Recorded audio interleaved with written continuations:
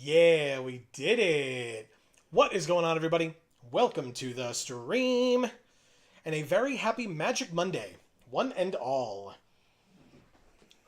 We made it. We're here. We are. I was about to say what we're here for, but I guess I'll just jump right into the intro. For those of you that may be new, whether you're watching live or on the VOD, what's going on, everybody? This is Joe. And Amy. We are Geek for All, and we are here, as we are every Monday, to play some Magic the Gathering Arena here on Magic Monday. This week specifically is the first time outside of the streamer event that was sponsored by Wizards of the Coast, where we will be playing some Edge of Eternities sealed and or draft. So for those that are interested in some Edge of Eternities Limited, hopefully you will enjoy the night that we are having, or that we are going to have. I guess we've got stuff. We can look at it later. I'll just jump right into a sealed to get us started, and then we can read all of your lovely messages. If you are out there and you want to send us some messages in chat, we would love to hear from you. If you're watching on the VOD and you want to leave your thoughts in the comments down below, we would love to hear from you for that as well. I guess we're in black. Jesus. 2 Elegy Acolytes, which are not legendary. 2 black for a 4/4 lifelink. Human Cleric. Whenever one or more creatures we control deal combat damage to a player, we draw a card and lose a life. And then at the beginning of our end step, if a non-land permanent left the battlefield this turn or a spell was warped this turn, we make a 2/2 robot. But, I mean, anytime we hit them at all, we draw a card and lose a life, and then we have a 4/4 lifelinker for 4. There's also Zoo Effete Osteoharmonist, which is 1 black for a 2/3 legendary human wizard. We can tap Zoo Effete at any time. Or, sorry, activate only as a sorcery, my bad. But anyway, we can tap Zoo Effete on our turn to return a creature from our graveyard to the battlefield. It's a skeleton in addition to its other types, and has no abilities. So notably, if we did that with Elegy Acolyte, it would just be a 4/4.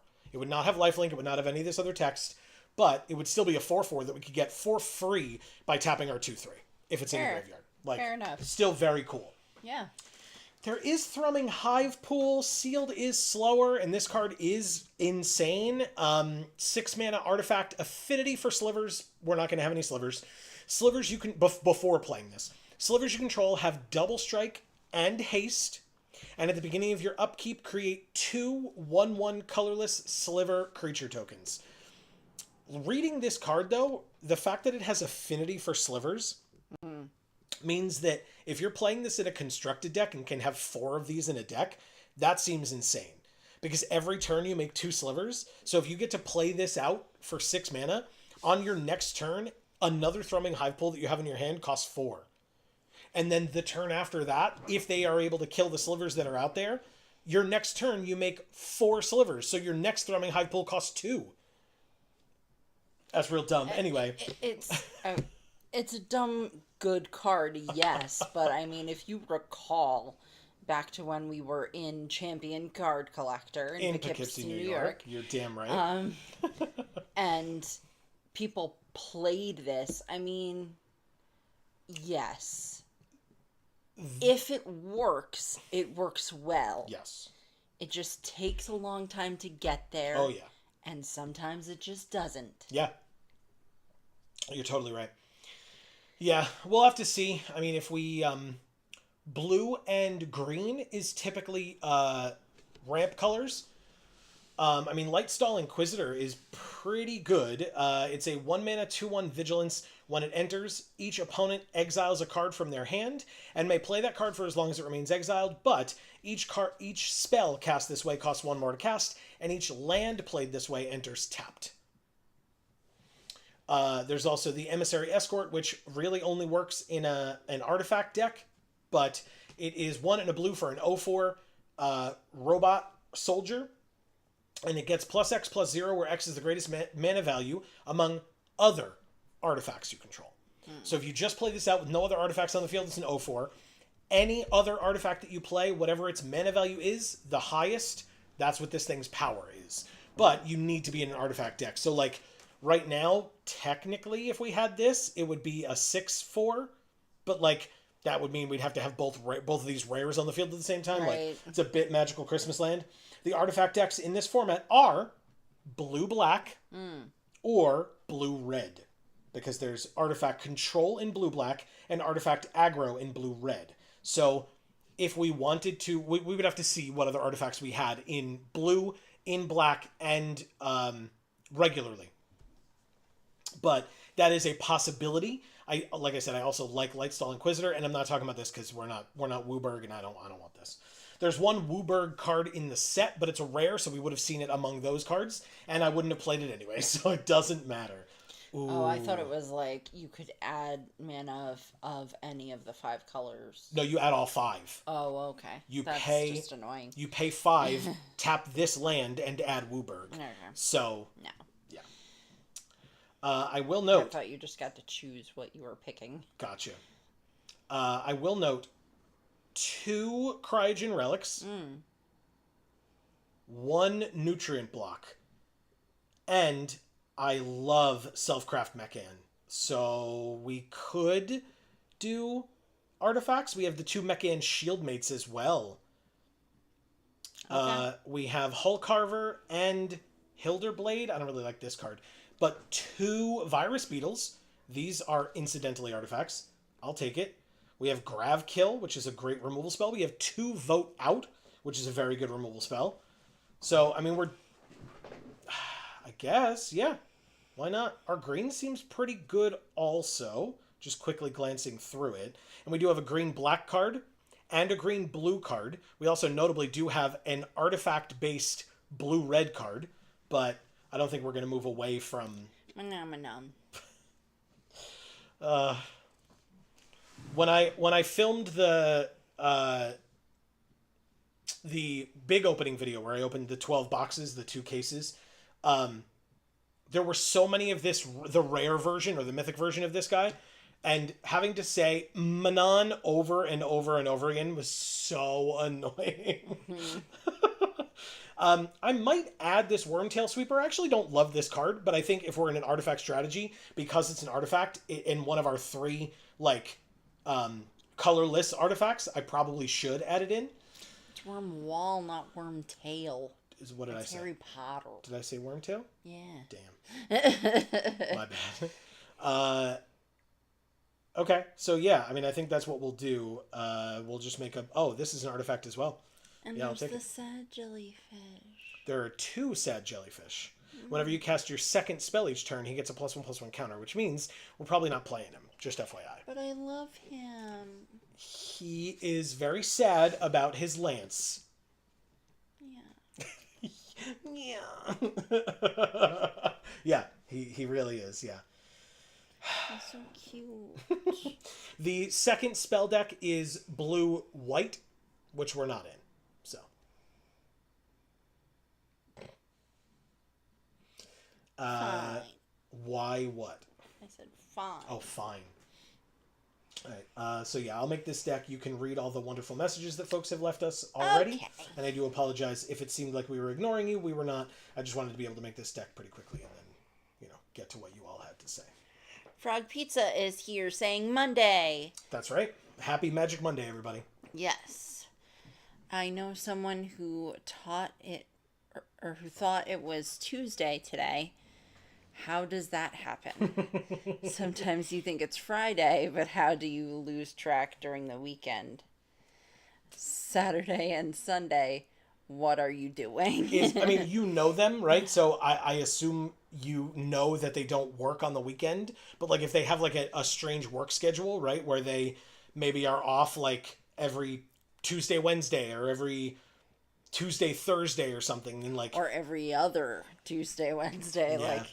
like that kind of thing. sure, that could be a reason why. But like I said, based on what you said, I feel like it means that you know them well enough that you know that they're not. So Yeah. Inquiring Mind Screw is here saying, "Sup, y'all." what is up, Inquiring Mind Screw? Happy Magic Monday to you. Yes. And says mono black LOL. Yeah, I don't think we could have, but I mean, like I said, it really seems like we have a very good blue black control or artifact control deck here, I should say. Yeah, it's pretty good. Yeah. Erica is here saying, "Hi, my loves." What is up, Erica? Happy Magic Monday. Yes. My trend of being sick for every stream continues. No. What's going on this time? We have 13 artifacts. That feels like a lot. I mean, that's good, right? That's not a complaint, but Yeah. it's a lot of artifacts. Also, thankfully, first of all, no 5 drops at all, and Thrumming Hive Pool is our only higher than 4 drop. Good. So this deck feels okay. I need to make some cuts, unfortunately. Well, we do have 2 of a lot of things. Yeah, but that's because they're good. Okay. I might get rid of that. I don't want to get rid of too many artifacts because we need them. And we don't have a lot of creatures, but I mean, we're control, right? So it kind of makes sense, but... At least this time it's just a stomach bug. Okay. That is good. Yeah, it is. All right, so this guy is basically just going to be in as a good blocker until we get to... I guess if we have Mechan, then it's a 4-powered creature. But when we get to Hive Pool, that's when it's a 6-powered creature. Inquiring Mind Screw would like you to go over the non-creatures. You got it. So Thrumming Hive Pool is the 6-drop artifact. Affinity for slivers, but ignore that. All our slivers have double strike and haste. So basically every turn we make 2... Every one of our upkeeps. So we make 2 1/1 double strike hasters. We have Vote Out, which is a convoke sorcery speed destroy target creature spell for 4. And we have 2 of those. Grav Kill is an instant speed 4 mana exile target creature or spacecraft spell. Decode Transmissions 3 mana sorcery, draw 2, lose 2. But if a non-land permanent left the battlefield this turn or something was warped, so Void, instead we draw 2 and they lose 2 instead of us. Cryogen Relic, 2 mana artifact. When it enters or leaves, we draw a card. And then for 2 mana, we can sack this artifact, putting a stun counter on up to 1 target tapped creature. Does have to be tapped. But, of course, then because of what it says, we also would draw a card. We have 2 of those. We have 2 Divert Disasters, which are counter spells. 2 mana, instant speed, counter spell unless they pay 2. If they pay 2, we make a Lander token, which is an artifact. So if we need an artifact, we could play this when we know that they could pay for the 2, and then get a Lander, which is an artifact. Hymn of the Faller, 1 and a black for a sorcery. Surveil 1, draw a card, lose a life. But if Void has happened, it's Surveil 1, draw a card, lose a life, draw another card. Very, very good. Nutrient Block, 1 mana indestructible artifact, but it's food, so we can pay 2, tap, sack it, and gain 3 life. And then no matter how it goes into the graveyard, because we do have sacrifice effects, when it's put into the graveyard from the battlefield, we draw a card. So we could pay 2, tap, sack, gain 3 life, and draw a card. Or we could sack it to something like either of our Umbral Collar Zealots, Surveil 1, and then draw a card. Or we could sack it to the Selfcraft Mechan, which when we sack an artifact, when this enters, we can sack an artifact. When we do, we put a +1/+1 counter on a creature and draw a card. So what I've done with this in the past, we only have 1, which is a little unfortunate. But when this enters, we sack either one of the Cryogen Relics or a Nutrient Block. We put a +1/+1 counter on a creature and we draw 2 cards, which is insane because it also leaves behind a 3/4. So technically it could itself be a 4/5 if there's no other creatures on the battlefield. We just pay 4 mana, make a 4/5 and draw a card, which seems insane. Or we could put it on something else, right? And then this is a 3/4, something else gets a counter and we draw 2 cards.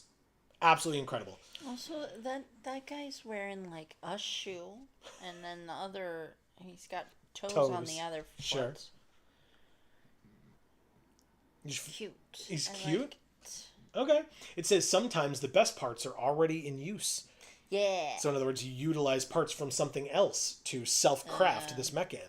Got it. We have Tragic Trajectory, which is -2/-2 for 1 black mana sorcery speed, or with Void, the thing gets -10/-10 instead, until end of turn. And there's Embrace Oblivion, 1 mana sorcery, as an additional cost to cast this spell, sack an artifact or creature to destroy target creature or spacecraft. So for 1 mana, we could sack a Nutrient Block or a Cryogen Relic, draw a card, and destroy one of their creatures. Like, absolutely insane, the way that works out. Just so cool. That looks like an arrowhead. Like a Up at the top arrowhead. there? Sure. It also looks broken, which, I mean, a lot of arrowheads ended up getting broken over time and or at the time. So, those were our non-creature spells. I really like them, but I don't otherwise know what we're getting rid of. Like, the Monoist is really good because, like, first of all, it's a 2/1 flyer, but if and when it gets to the point where we need something to sacrifice, and this is the only thing, it still dies into a 2/2, which is notably also an artifact. So, like, if we need an artifact for some reason. There's a 1/1 Death Touch for 1, which is an artifact, so that's super helpful. The Shieldmates aren't great.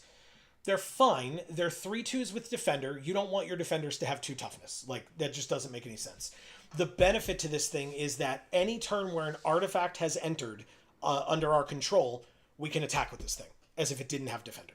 So that's the benefit to this, is the fact that we now have 12 artifacts. We cut 1. So we have 12 artifacts. So 2 of them are this. So we have 10 other artifacts in the deck, so that hopefully, while this is out, pretty consistently we can be playing an artifact and turning this guy sideways. And then you're hoping that he trades up as opposed to down. But he's also 2 mana, so he's probably going to be trading up. But we'll see. Okay. But yeah, I did cut 1 card. I just need like 3 more cuts, 4 more cuts. What do people have to say about cuts? Anything? Yeah. Also, is it maybe 1 Divert Disaster? 1 counterspell? I'm trying to think, like, I think we're going to be able to trigger Void pretty frequently. With, like, Embrace Oblivion has Sacrifice on it. Selfcraft Mechan has Sacrifice on it. This, if we have either of these out, because we have 2 of them, we can sack something whenever we want. So, being able to trigger Void with that is super helpful. Now, most of the things that care about Void are sorcery speed, notably. So we would have to do it on our turn, but, like, is it that big of a deal? Like, we just sack something, surveil 1, and then get to do the thing. Like, this would then let us draw 2 cards, draw 2 cards and they lose 2 life. And even if we can't do this with Void, we still draw 2 cards and lose 2 life for 3 mana. And that's fine. Hymn of the Faller is an absolutely incredible card, by the way. Absolutely incredible. I have cast it before without Void. Doesn't feel as good as casting it with Void. But like I said, I think we're going to be able to trigger it often enough. The question is then, because of needing all the Void and wanting all the artifacts, what do we get rid of? Virus Beetle is a great artifact that, like, once it enters, it's done its thing. We could sack this thing, no issues whatsoever. We could chump block with this all day. Sorry, I got a little New York there. Did you hear that? No, I didn't. I said day, like, used my tongue to say day. My bad. Anyway. What the hell do we cut from this deck, though? I mean, like, I feel like the answer is a land, right? Like, we have 1 6-drop, and otherwise 4 is the top of our curve. Like, we're going to be so flooded out. Yeah, that is a good point. What is it? Oh, wow, it's a massive difference. Wow. 62% black, 27% blue. And we're already 1 less on blue? I think we cut an island. Yeah, it's just, I'm so afraid we'll just never see blue. But I think you're right. I mean, like, it's literally 3/4 to a quarter. Like, actually, that's not entirely true. It's like a little over half to a quarter, because we have colorless as well. But oh man, okay. So I need 1 more cut.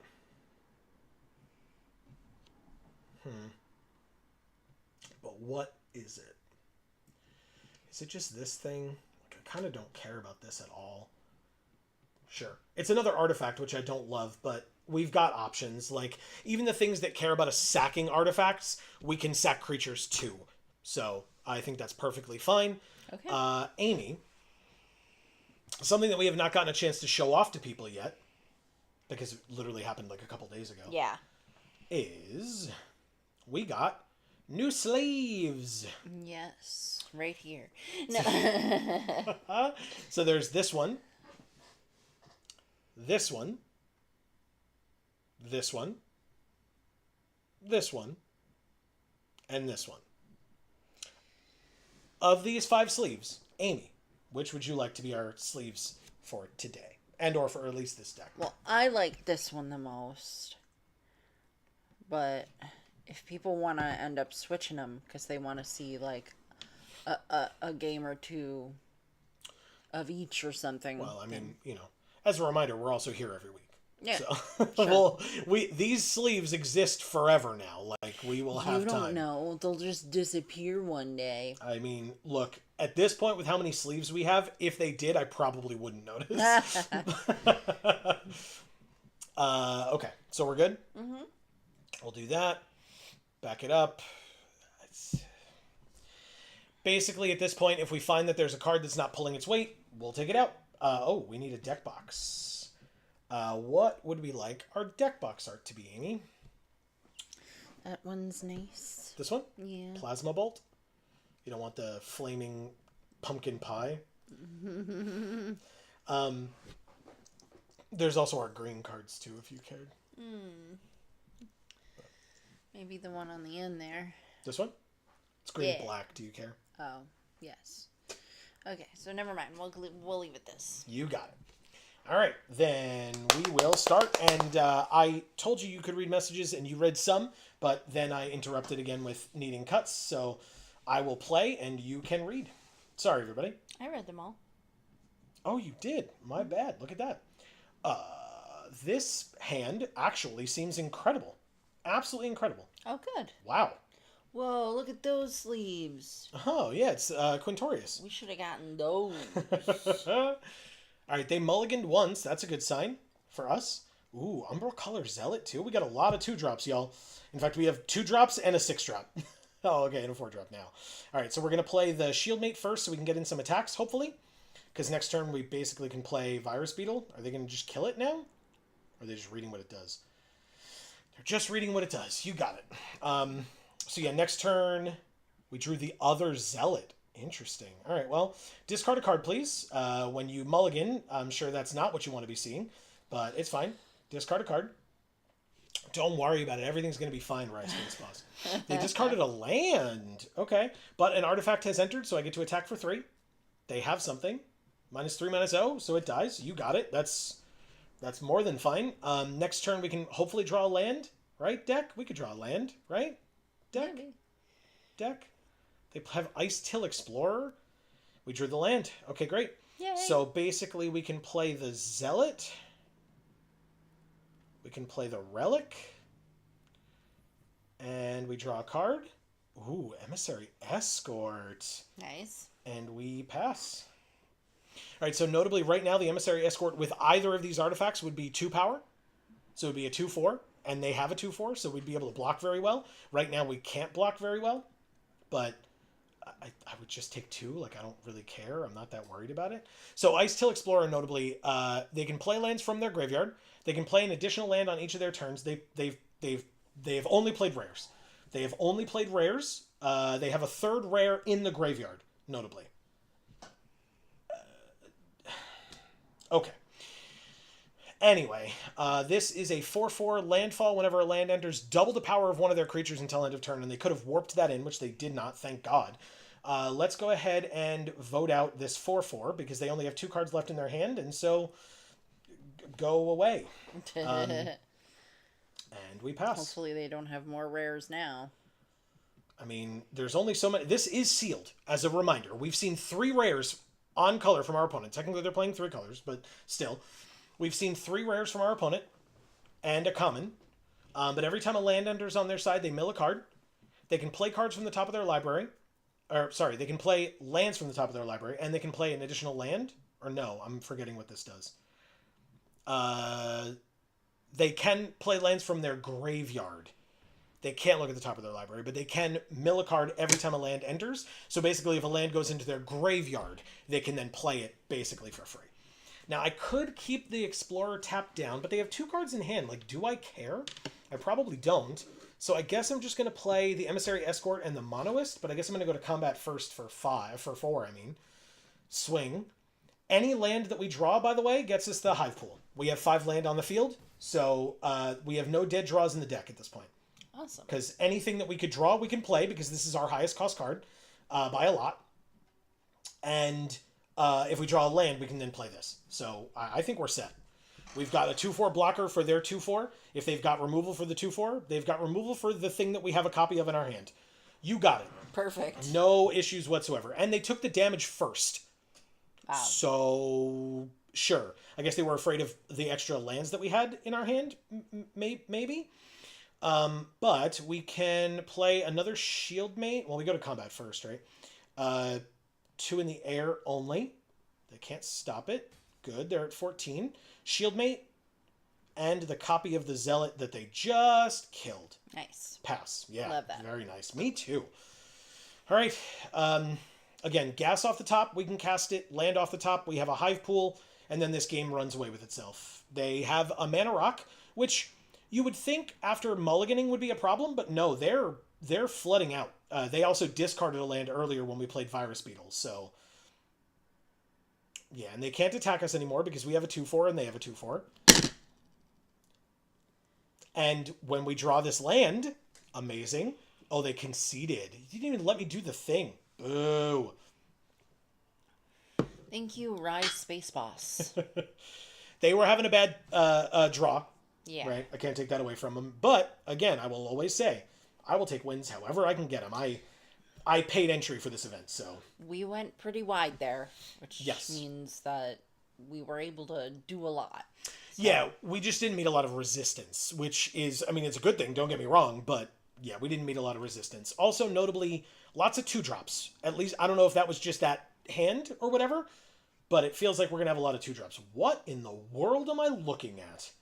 What is their avatar? I've literally never seen that before. It's a robot. I mean, I guess. All right, so notably... This is a very awkward hand, because this lets us draw 2 cards and lose 2 life, and we do have the 3 black to cast it. So even if we have to cast it without Void, that's fine. We have a turn 2 play and a turn 3 play, even without the blue. We did note our worry about not drawing blue, but I think we're going to be okay. So I'm going to keep this one. And maybe we draw blue on turn 1 or 2. That would be amazing. We did not draw it this turn, but we still have one more turn where we could draw it on curve. And if we do, by the way, I will cast this Shieldmate if we draw the blue this turn. Otherwise, it's obviously Virus Beetle because we literally can't cast anything else. Beamsaw Prospector is a 2/1. We drew a black, not a blue, so it will be Virus Beetle. But they discard a card. When this dies, they make a lander. Okay. I'm not going to block if they attack this turn. Basically, I want to be attacking with this thing if possible. I mean, I guess we're not going to be able to trigger Void. If they attack, I guess they could play a blocker. So, and maybe I'll hold my horses here. But if they go to combat and attack, I'm just not going to block. Hope they play a blocker, and then I can swing with the Virus Beetle. So that they would then be more incentivized to block with whatever blocker they have. Because then I could decode transmissions and draw a card and they lose 2 life instead of us. But again, we need the land, so even if we end up losing 2 life, it's totally worth it. So let's go to combat and attack for 1. I assume they don't stop this. They don't. So now we will decode transmissions because we need that land. We did get the land. Amazing. Awesome. Yeah, that is awesome. But we needed the 3rd land to be able to play the card draw spell. So we don't have it this turn. But we also drew a nutrient block, which is actually really nice. We do go to 14, but it's worth it. We need that. We needed that 2nd color of mana. They can ramp a little bit now, but they're also off a little bit of colors. So we only have 1 blue, notably. So I think what we can do is Shieldmate. No, we Cryogen Relic to draw a card. Because maybe we could draw another blue, and then next turn we might be able to double cast if we want to. So I would Cryogen Relic, draw a card, and play Nutrient Block, I guess. Cryogen Relic, draw a card. It's a Umbral Color Zealot, which we absolutely cast. Hell yes. What a great draw. That was super helpful. No attacks. I'm not going to attack a 1-1 into a 1-3. We don't need Void that badly. And we don't have anything with Void right now. But that was great. That was a great draw on the Zealot. We did draw an Elegy Acolyte, notably. So basically what we can do is we can play this, then swing in. I hope they attack with a 2-1 this turn. But I hope they don't kill the Zealot. Let's put it that way. Because basically then we can attack with we play this, attack with the 3-2, and then make them make a decision. They could chump block, or, I mean, obviously they could play blocker, but they could chump block or let us draw a card and lose a life.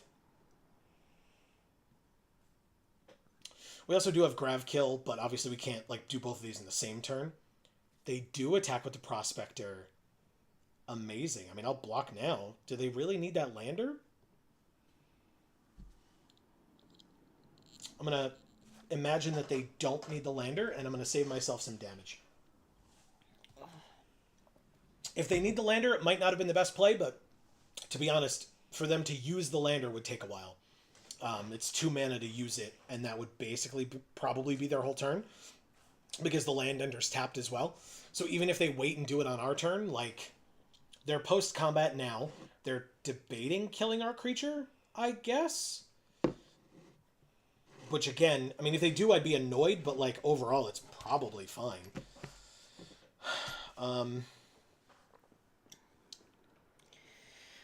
Sorry about my eyes tonight, guys. Oh, are they bad again? Oh, man.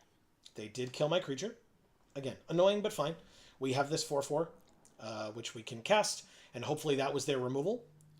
So we will play a 5th land, play the Elegy Acolyte and the Nutrient Block this turn. And again, if they have removal for that too, we've still got the Shieldmate, we've got 2 removal spells now in hand, as well as 2 Cryogen Relics to try to, delay as much as possible. This Nutrient Block could gain us life if we need, and the Acolyte gains us life if it gets to, attack or block and actually deal some damage. So we have 2 blue 2-drop artifacts and 2 black 4-drop removal spells. It's very synergistic. I appreciate it. They do not have the mana for a lander because they cast Bombard. Oh, they do with the Zookeeper Mechan, my bad. But they're looking at the Acolyte because I guess they could have something for 2 mana. I don't remember this set well enough, maybe, but. C. Holland is here saying, hey, with a wave. What is up, C. Holland? Happy Magic Monday. Great to see you. How are you? In fact, folks, in general, Erica mentioned a little bit to us how she is, but Frog Pizza, Inquiring Minds Crew, C. Holland, anybody else who is out there, let us know how you're doing, how you've been since last we saw you. If you've been getting in some games of Edge of Eternities, how has that been going for you? Let us know. 5th land with a lander makes me feel like, and the creature taps for mana, so up to 6. Makes me think that they didn't need the lander, which means I'm happy with that block. They do have Banishing Light to get rid of the Acolyte. That's annoying. We only have ways of getting rid of creatures. But they also are attacking us for 1 here, so I don't care. And if they play nothing, yeah, I feel great about that now. That's absolutely wonderful. Here is Shieldmate. Now, this is an instant. I probably just save it, right? Yeah, I think we just wait. I don't want to play the Relic because we could play the Relic next turn to let this attack. So, pass? All right. Yeah. They use their lander. You got it. You can go get a land. I mean, it thins their deck, I suppose, right? That's the idea. It's getting a land out of your deck. It's a 2nd white because now they have 2 of every land that they have so far. But they have 7 mana. I don't know. We'll see. If I have to exile one of their things at instant speed, I sure can. And I'm not too worried about it. And if I should have done this or whatever, because, okay, that's actually not a bad card. And if they cast their 2nd spell, it will become a 4/4 and they draw a card. Oh, it's when they cast, right? Whenever you cast your 2nd spell. So I guess I'm going to kill it now. Yeah, I have another removal spell in hand, so might as well kill the 3/3. Exile it, and then if they had a 2nd spell to cast, Now it's irrelevant to them to cast it. They could have done it post-combat. We drew a land again. 4, 5, 6, 7. This one doesn't help us, right? Because this is 2. Everything that we would do is 2 or 4. So I guess we're going to play the Relic and draw a card. Actually, that's relevant. Let's see what we draw. We drew Embrace Oblivion, which does mean we could use the extra mana. Okay, combat, we're allowed to attack with the 3/2 because we played that Cryogen Relic. They have Focus Fire, which deals 3 damage to it. That is fine. We could Embrace Oblivion, sack, and destroy that, but, like, do we really need to? I really don't think so. Like, even if it deals us 1 damage, we just gain 3 life, right? So, pass? I'm not too worried about it. We can activate Cryogen Relic as well. They are going to attack us for 1? Maybe? Yeah, sure. You sure do attack us for 1. The Nutrient Block would let us draw a card. The Cryogen Relics let us draw a card. So, yeah, I'm going to at least gain 3 life. And draw a card. For 2 mana. Yeah, we drew a land. Do I Relic here?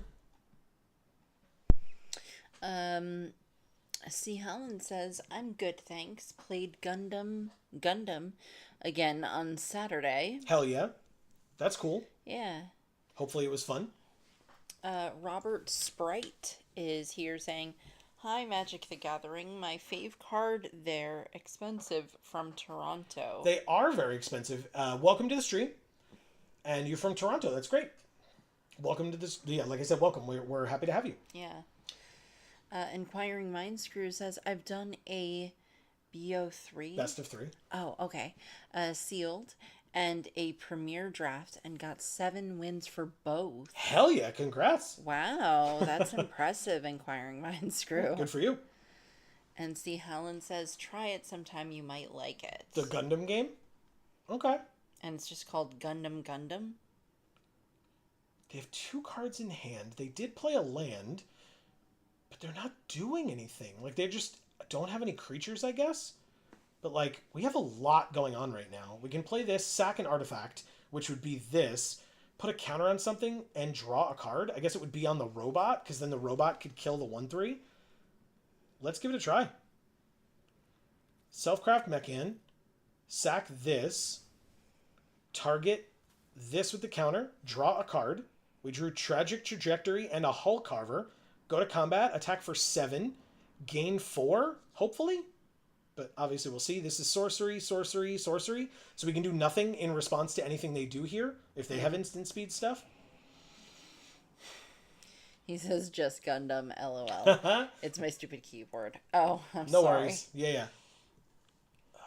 What are they doing? So you played... Yeah, okay, you've talked to us about this before. I was going to ask, but you mentioned it. All right, so they are focus firing the 3/3 because they can't kill the 4/4, but they go to 15, we go to 19. Yeah, and we drew a card and lost a life. Ooh, and we drew Zoo Effete Osteoharmonist, which means we could get any of our creatures back. We have 3 creatures in our graveyard. They won't have any abilities, but, I mean, I'm going to play Zoo Effete. Actually, I think I'm just going to do... Oh, it tapped so weirdly. God damn it. But actually, this is an artifact? No, I guess that doesn't matter. Do we kill the Mechan or no? I guess we do. -10. Mechan dies. And Void happens, so Robot.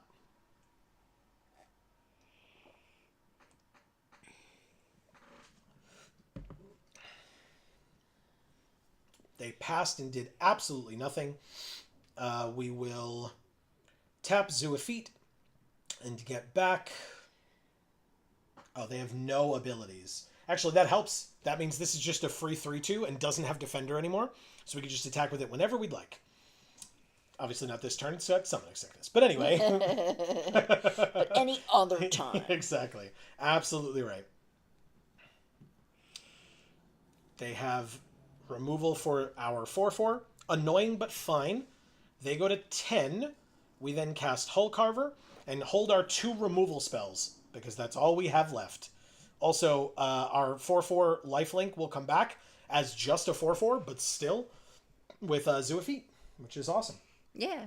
Yeah. Robert Sprite, since you're new, if you could leave your pronouns for me in chat, please. That's right. That would be helpful. And also let us know how you're doing if you're comfortable. We usually will ask folks how their lives have been. You're more than welcome. We understand if folks prefer their privacy, right? We're not trying to pry, but you know, if you want to have that conversation, we'd love to chat with you. Yeah. We're here and we've got time. Yeah, for sure.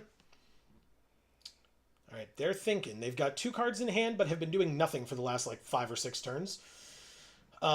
Which is why I was okay with getting rid of their Zookeeper Mechan. We are still holding 2 removal spells, so, it seems okay. Again, you talk about going wide. We went very wide, so they played another land. Dude, you got to hold those hand lands. They conceded. Wow. Thank you, Valendras. Initiate. Ended the game at 22. Again, we went down to 14, but when you have all that life gain, it's kind of irrelevant, right? Yeah. We gained 1,500 gold too. That's awesome. That is cool. And another 100 gold on top. I'll take it.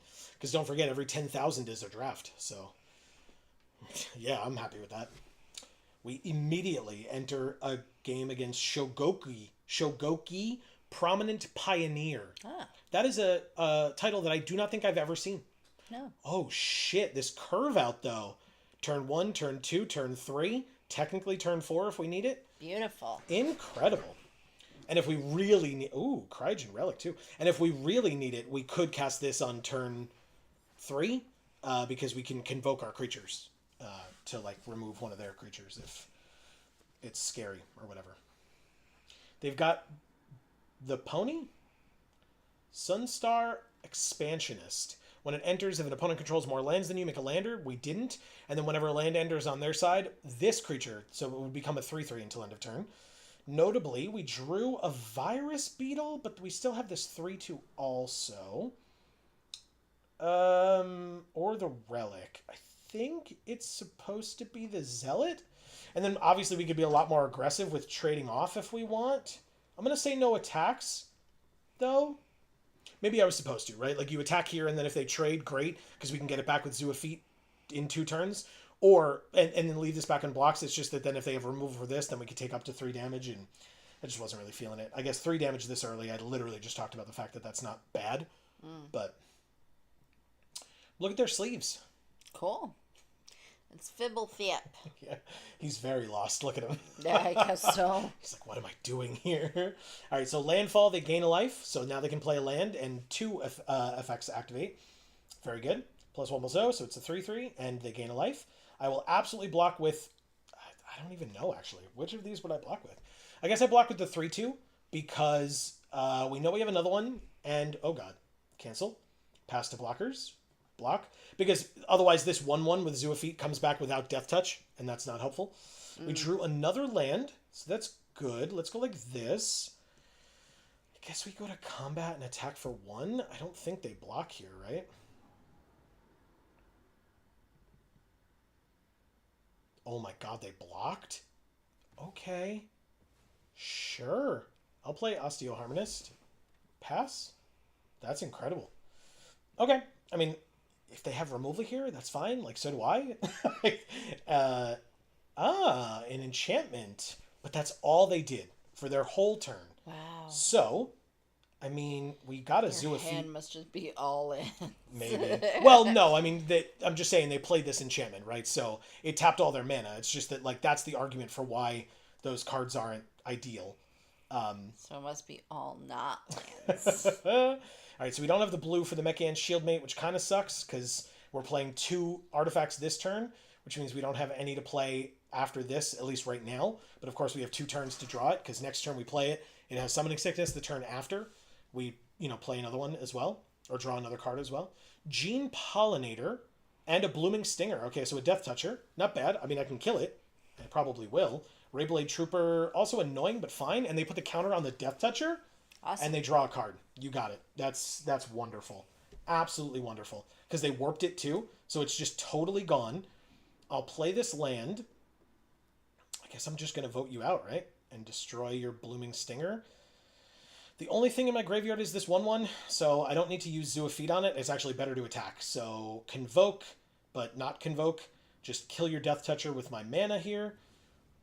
Go to combat, swing out, and you go to 15. Pass.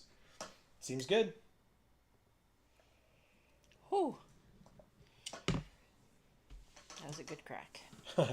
Banishing Light on... I love that art so much. It's very good. Banishing Light on Zoophyte, I assume? Yeah, okay. Umbral Collar Zealot notably is just a 3/2. So, if we play 4, 5, 6...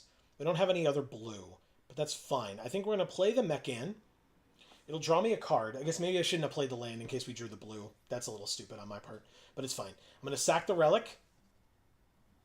Put a counter on... It's actually probably supposed to be Virus Beetle, right? You spread the love, and we drew the blue? Yeah, I'm an idiot. All right, fine. Oh, but we have the mana for Umbral Collar Zealot. Never mind, I'm a genius. Genius level plays. We will end our turn. See, I knew that the land was going to be there. It was going to tempt me. But really, if I had played the swamp first... No, it doesn't matter. Obviously, I could have played the island and still had 2 mana for either of these cards instead of only having 1. But it's fine. All right, so they play a 3/3. Landfall gets a counter. They draw a card. We take our turn. Decode Transmissions, eh? Oh, what a cool play. So I'm going to go to combat, swing out. I guess they kill the Selfcraft Mechan here. Amazing. But maybe I... Yeah, I guess I could have... Yeah, that's fine.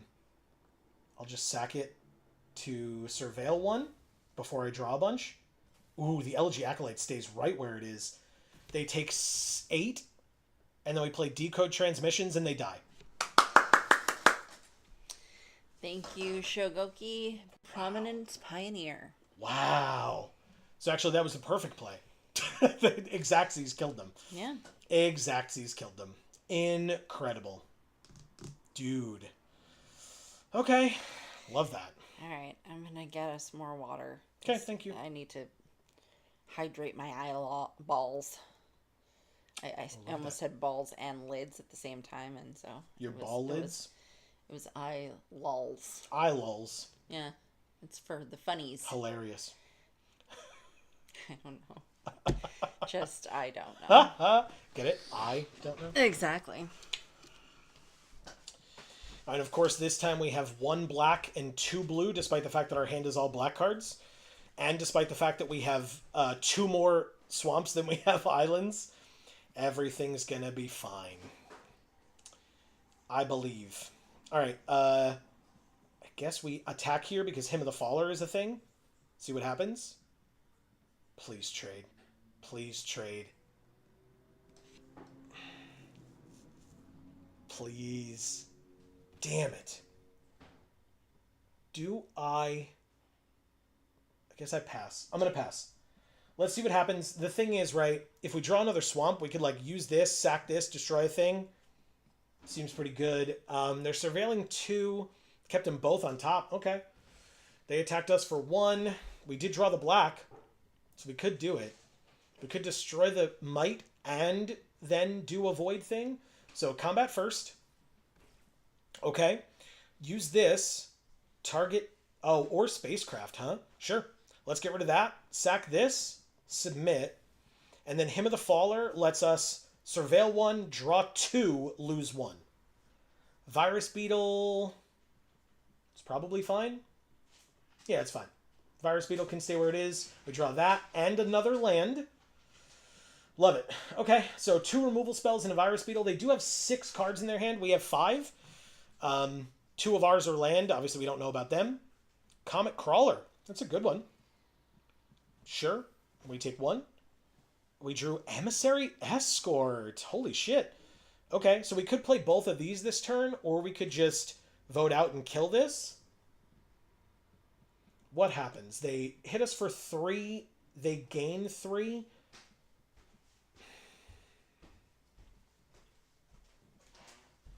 I think we have to vote it out. It just sucks because we don't get to do anything this turn. But, I mean, it means we take 1 damage, but, like, they don't gain the extra life back and stuff. Blooming Stinger is annoying but fine. But again, it allows us to have a turn to play these things. That's warped, so they just gain 2 life and then it goes away. Not a problem. Doesn't matter. Got it. Goes away. Okay, cool. We drew another land. Okay, I mean, this is probably fine. Next turn we could do stuff, but like we're just going to play this as an 0-4, but really as a 2-4. They have 2 cards left in their hand, so please discard 1 of them. Please let it not be a land. It's got to be something good. They've got 2 cards left. They did warp this, but yeah, you did. Yeah, you're damn right. That's awesome. Okay. I mean, getting a removal spell out of their hand feels really, really good. If they have a 5th land, they could play this thing. What are they attacking me for? 2? I don't care. I'll take 2. We've talked about going down to 14. Not a big deal. They didn't play a land. They didn't play anything, in fact. Ow. Combat swing. See what happens. Obviously, we've got this as backup, but, like, yeah, they don't even do anything about it. And the turn, I'll basically save this for the fact that, like, they're waiting for a land, I assume. Yeah, this is a lander. I don't care. I take 2. But, like, we can save this for their 5/5. We drew another... All right, deck. We're good on land, I promise. We're going to be okay. Everything's going to be fine. We swing out. Even a double block doesn't kill the 2/4, but they can kill the Virus Beetle to try to get a lander, and then immediately use the lander at the end of the turn. That's fine. Getting more of your creatures off the field is more important to me, because you're going to get your land, you're going to make your 5/5, and then I'm going to kill it. And you're going to gain 2 life, but I don't care.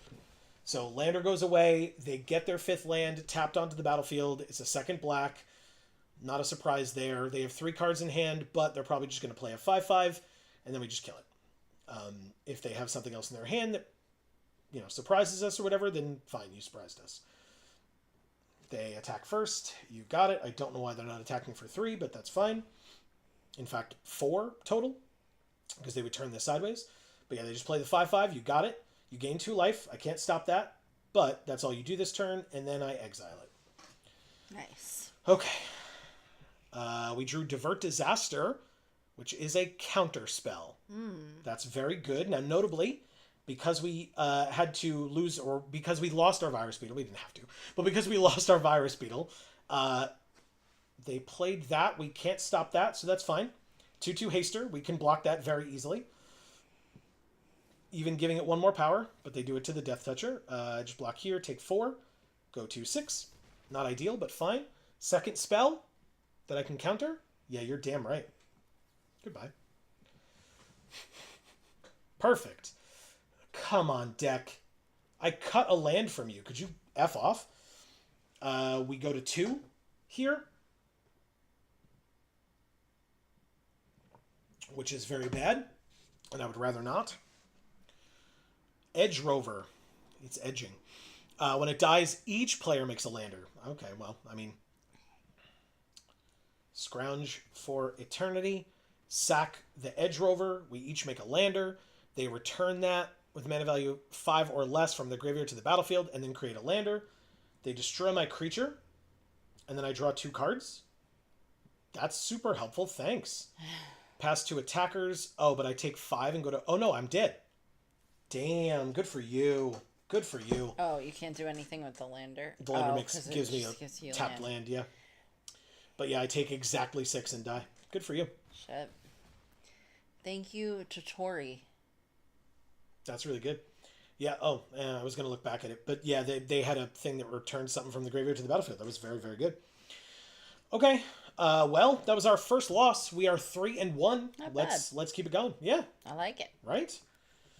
This is a cool art. Yes, it is. This is the full art mountain art, I believe.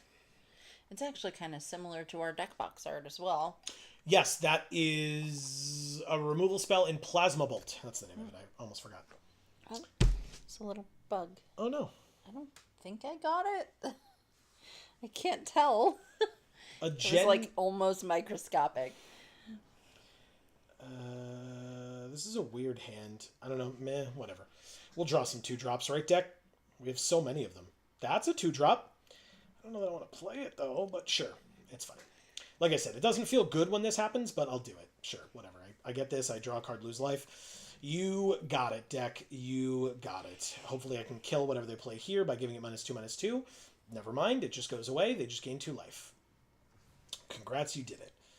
Next turn, I play the Grav Pack Monoist. And it's a 2/1 flyer. It's quite helpful. I would love some of my little cheapo artifact-y things, but I mean, if I have to, you gain 2 more life. You got it. They have lots of 5/5s. I'll save my removal spells, I guess. 4th land. I guess I go to combat, swing for 2. Self-craft Mechan. Oh, I have to sack an artifact. I don't have any. Decline. I played a 3/4. That's annoying. I would love... That's our only one of those two, but that's fine. I got to use all my mana, so I'll pretend that that's okay. Usually you want to, like, sack one of the little artifacts over here that, like, then lets us also draw an extra card. They have another 2/1 flyer, but that dies to a tragic trajectory, so I'm fine. Deck, stop fucking drawing land. We're good, thanks. And now it makes a 2/2 on the ground, but it's tapped. But even if it wasn't, like, they would not be able to really profitably block, so it doesn't matter. Okay. Okay. They are 1 turn away from having a 5th land to play a 5/5 and gain 2 more life. But notably, they've gained 4 life this game and are still at 17 with us at 19. So I'm totally fine with that. Fell Gravship. They mill 3, then return a creature or spacecraft from their graveyard to their hand. This shitty spacecraft they could get back, and they choose not to. They get the Monoist. Yeah, that's your tip. Card's bad. Anyway, this one's not. This one's not bad. I will say. Ooh, what a draw. Drew the counterspell on the turn that they're going to play their 5th land, and then play one of their 5/5s to gain 2 life. Seems good. Yeah, goodbye. Countered unless you pay 2. You can't. See ya. The next one you play dies to vote out, and, you know, we're just happy as a clam. You need 8, so you're just going to let yourself take 5 every turn? Yikes. Oh boy, everybody. Oh. Look what we drew with 6 land on the field. It's a thrumming. Combat first. That's very good. Combat first, they go to 7, and then we play a Thrumming Hive Pool and pass. If we untap with Thrumming Hive Pool, we have 2 1/1 double strike hasters in addition to whatever else is on the field. You got it. They mill 3. Land. Hell yeah. And then for 5 mana, they could sack this to return a creature or spacecraft from their graveyard to the battlefield. Only as a sorcery. They can absolutely activate that Grav Ship if they want to use all of their creatures this turn to do so. Oh, sorry. They will have 1 creature untapped to do so. You got it. That was a really good mill for them, though. Yeah, all 3 lands. Yeah, for sure. It's a 3/2 flying lifelink, which they get to attack with immediately and gain 3, so they're up to 10. But they have 1 blocker now. We have 4 attackers. Ooh, and we drew Cryogen Relic. So here's what we could do. These are not artifacts. They're colorless, but they're not artifacts. What we could do is we could vote out, kill the 2/1. They get a tapped creature. 3, 4, 5, 6, 7, 8, 9. That's not enough. But they're probably dead next turn. I think we vote out and Relic, but let's Relic and see what we draw. Okay. It's a land. We actually can play the land. That's not bad, because then we have Embrace Oblivion if we really want it. Does that do anything for us? Embrace Oblivion, kill 2 things? No, that doesn't help. We will vote out, kill here, auto pay with our lands, kill your creature, you get a robot, but it's tapped. You take 9, go to 1. We're at 16. I think I'm going to Embrace Oblivion, destroying your Fell Grav Ship and sacking the Cryogen Relic to draw a card. And we drew another Umbral Collar Zealot, and they now can't gain 3 life. They have 6 power. They need 10 more damage to kill us this turn. And if they play a 5/5 and gain 2 life, I mean, I have a 2/2 in the air, right? and a million other attackers, like, they can block 4 things. 1, 2, 3, 4. They take 4 and die. Unless they have 1 black mana that can save them. Like something for 1 black mana that can save them. But nothing has lifelink on their side. Our slivers have double strike. We're hitting them for 2 in the air no matter what. And they can see it. Thank you, Agenda. Yeah. Hell yes. Good stuff. Okay. We're 4-1. Let's keep it going. Okay. Fun deck. Yes, it's good. I love that Cryogen Relic so much. It's such a good card, and my Ice Elemental brain, I'm just eating it up. She doesn't look like a Sand Rooster. No. And I don't know what a Sand Rooster would look like, but... Not that. No, probably not. All right, will we draw... Ooh, this is so tough. They go first, and we have a -2/-2. So if they have, like, a turn 1 play, we're good. And then if we draw any land, we have this on 3. Like, we have 1, 2, 3. Like, this feels fine. Obviously, we need the blue. I think we're okay. And I'm hoping they have a turn 1 play and, like, not a turn 2 play. That'd be really funny. Oh, they mulliganed. They did not have a turn 1 play, and we drew a 4-drop in black. Okay. But we have the double black as long as we draw some more land. We did draw a 3rd black land. Blue would have been better, but, I mean, it means we're going to hit our turn 3 play, and over the next 2 turns, we need a land. Combat, attack for 3. Play our rare, pass. Awesome. Yeah. Like, obviously, it would be better if we didn't play our rare out that only matters if we have creatures in our graveyard, but it's more than fine. A 2/4. Landfall, they mill a card. Pass to attackers, take our turn. We drew Hymn of the Faller. That's actually incredible. Swing out. Kill our 3/2 if you want. That helps me. And or call my bluff, take 5, and that's also great. No, you killed our 3/2. Yeah, you're damn right you did. Okay, so Hymn of the Faller first. Surveil 1, draw 2 cards, lose 2 life. It's another black. It goes to the graveyard. I don't need black, I need blue.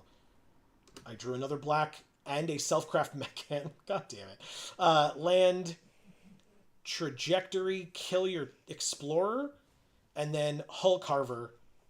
I mean, that feels good on not having our second color. Yeah, like, I feel okay with that.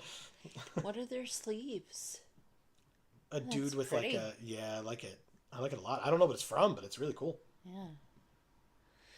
Okay. C. Holland says nice. Thank you, C. Holland. Appreciate that. That was for our last win. Greatly appreciated. And Marcus is here saying sup. What is up, Marcus? Happy Magic Monday. How the hell are ya? They grav killed our creature, but did nothing else, and we drew... Oh, we have Elegy Acolyte. Do it. They can't stop the damage, so they take 1. We draw a card and lose a life. Insane. Cryogen Relic. Okay. I mean, this blue's here somewhere, right? Like, it's in the deck somewhere. Harmonious Grove Strider. Ward 2. Power and toughness equal to the number of lands we control. But... Second 4/4 lifelink. Swing with a Death Toucher. So that if you don't block, I draw 2 cards and lose 2 life. And if you do block, you'll lose your 5/5 to a 1/1. Sick. Seems good. Holy shit. And we drew a removal spell. And the blue. Finally.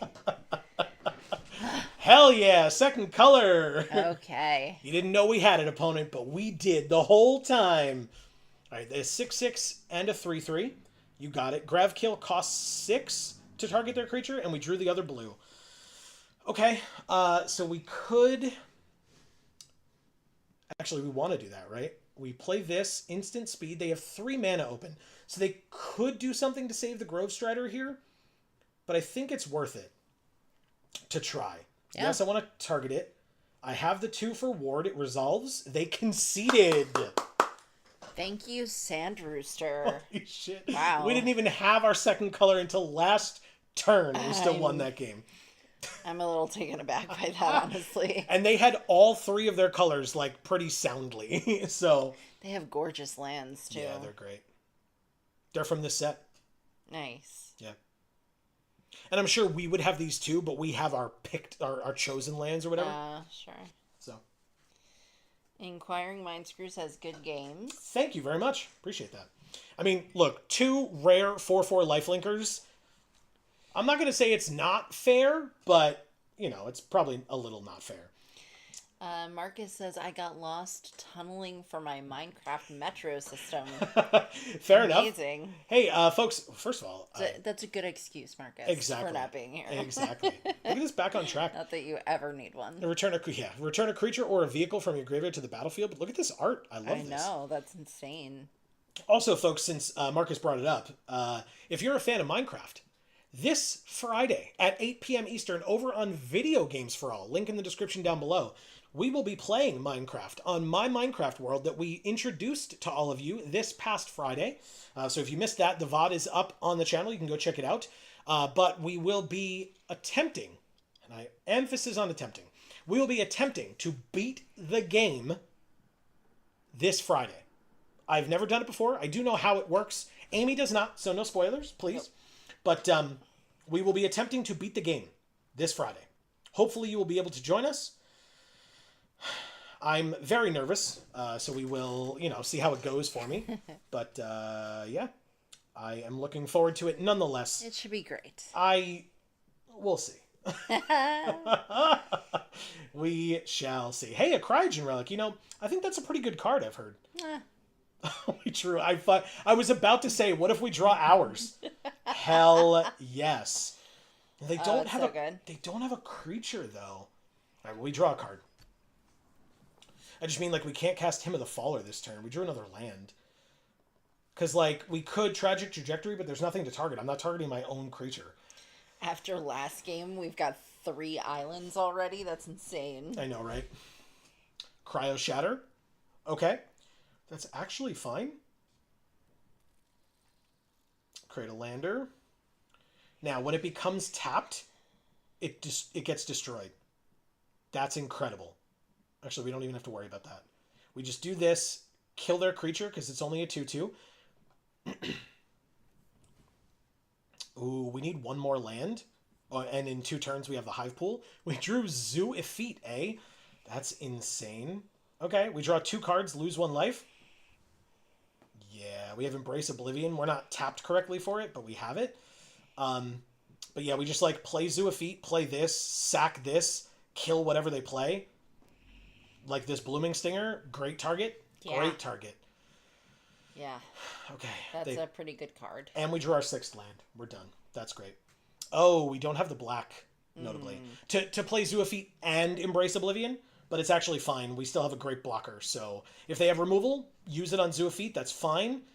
We have Thrumming Hive Pool literally next turn. So I'm fine. Amazing. Here. Yeah. Yeah. We're good. They get a lander. Congrats. What are their sleeves? Is it Emrakul? It does look like Emrakul. Yeah, it is. I love it. It's Eldritch Moon Emrakul, because you can see Liliana here sending all the zombies at Emrakul from Eldritch Moon. Eldritch Moon, right? It's sketchy and beautiful. Yeah, it really is. Ain't nothing sketchy about that.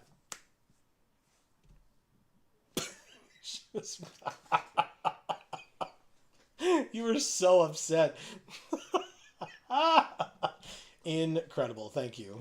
I want those sleeves. They're very good. I don't know where they come from. Oh. This is... Okay, sure. Yep, you sure did play this shitty rare. You got it. All yours. They pass. We take our turn. We drew a land. We will play the land. We will tap Zoo Effete and get a 2/3? Why can't I use this? Oh, I don't have any? Oh, my bad. For some reason, I thought this was in the graveyard. And it's a 3/2, not a 2/3. But regardless, let's play this Thrumming Hive Pool. And pass. Works for me. Now, if they have Artifact Destruction, I'm unhappy. But it's life. We have Vote Out. We have 2 removal spells, in fact, in hand. And in fact, we could, Embrace Oblivion, sack this, kill this, bring it back. We got lots of things that we could still do. It's just that Thrumming Hive Pool's cool, but we don't need it to win, considering that we're at 5 wins and we played it once. So, I mean, they're sort of ramping, right? They're in blue and green. So blue-green is the ramp colors, and they do have the Eternity Elevator, which can tap for triple colorless, but they need 20 plus power on this thing to add X. Ooh, Quantum Riddler Warped In, Mythic. Draw a card. As long as you have one or fewer in your hand, you draw one, or if you would draw one or more, you draw that many plus one instead. And they play a 5/5 Harmonious Grove Strider, and then crew it up, or whatever, station it up with the 4 power thing. Vote out costs 6. Thankfully, we have 6. So we will vote out this thing. Yes, we'll pay the ward cost. Auto pay the 4. And then when we pay the 2, they conceded? Oh, wow. Thank you, I am Power 9. Holy shit! I did not expect him to concede that quickly. If I thought that other one was quick, this one... That's so sick. I was not expecting that at all. And honestly, I guess if they were that ready to concede, they probably would have anyway, because like when we killed this, I literally was going to play this, sack this guy, kill this, and then bring this guy back with this, and then hit them for 4 and put them to 13. Like, yeah. So they would have conceded next turn, if not this one. That's insane. Wow. Okay, works for me.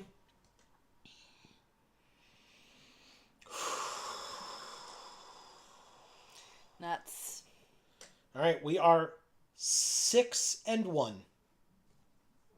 Let's keep it going. Frackazy Man? I don't know. Have fun saying that later. Okay, we need the double black for Zoophyte, but we do know that we have more black than blue in the deck, and we already have 2 in hand. And if we don't get it by turn 3, we can still play the Monoist. So I'm happy with this hand. This hand's great. And then any land gets us vote out. So I'm pretty pleased. And in fact, now that we drew the Mech and Shieldmate, we can play the Shieldmate turn 2. Oh, we drew the Hive Pool also. Okay, interesting. But yeah, we play this because then we can follow it up with Virus Beetle instead of the Monoist, maybe? We don't need Zoophyte that early because there's nothing in our graveyard at that point. They have a landfall color deck on the field. We did draw the Swamp, but we're going to Virus Beetle, make him discard a card. And if they're in the landfall deck, like typically you'd be like, okay, I'll ditch a land, but they don't necessarily want to ditch lands unless they have an Ice Till Explorer or whatever, and then they can play lands from their graveyard, so they might not care. But ditching a land in a landfall deck, not amazing. So that feels pretty good for me, regardless, because the landfall colors are green and red in this format. It's literally called Landers and Landfall. We're going to swing for 3. They're debating doing something. They bombard it. Amazing. We have Zoophyte next turn for that. Actually insane. Love that. Okay. They play a 3rd color and a 4th land. Oh, shit. That's a great play.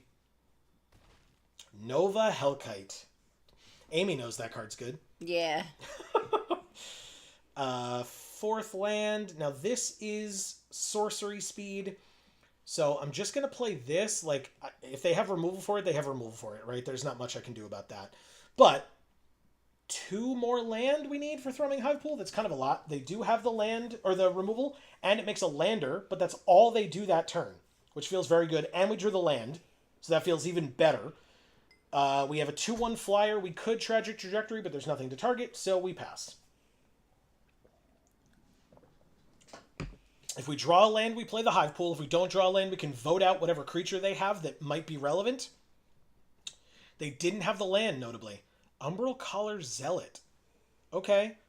I guess I don't think we need to vote out the 2/3. I think we save the vote out for the Hellkite.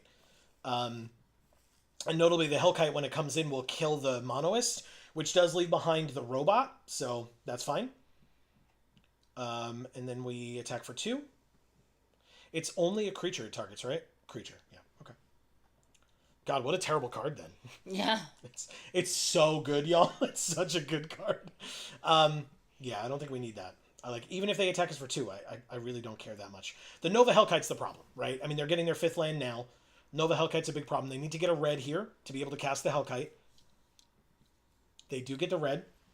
but we do have vote out for it. So even if we draw a land next turn, a little bit awkward, right? Because we like draw the land, but still have to pay 4 mana instead of 6. But it's fine. We need to get this Hellkite off the field as soon as humanly possible. We're going to take 4 damage, and we're going to lose a flyer in the process. But like I said, it's fine. Everything is fine.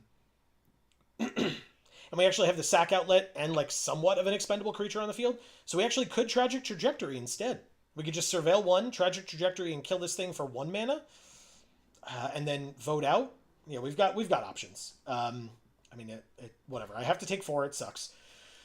I will then take my turn. We did not draw the land, but we can cast Vote Out by tapping both of our creatures. How does that help us?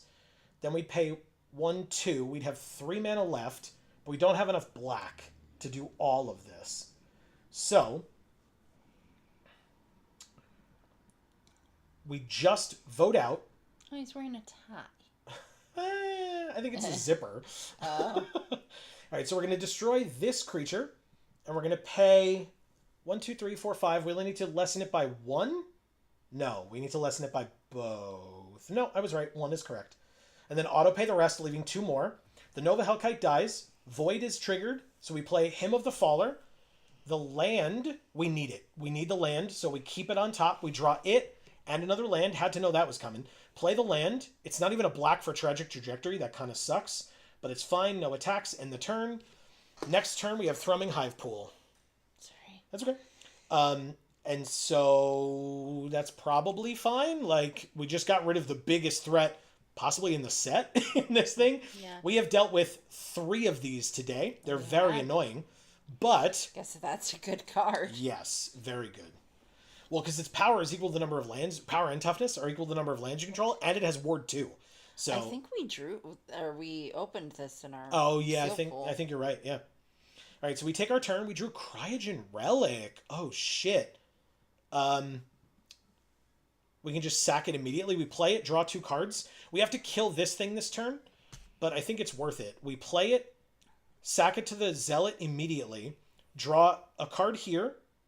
Ooh, Embrace Oblivion. Never mind.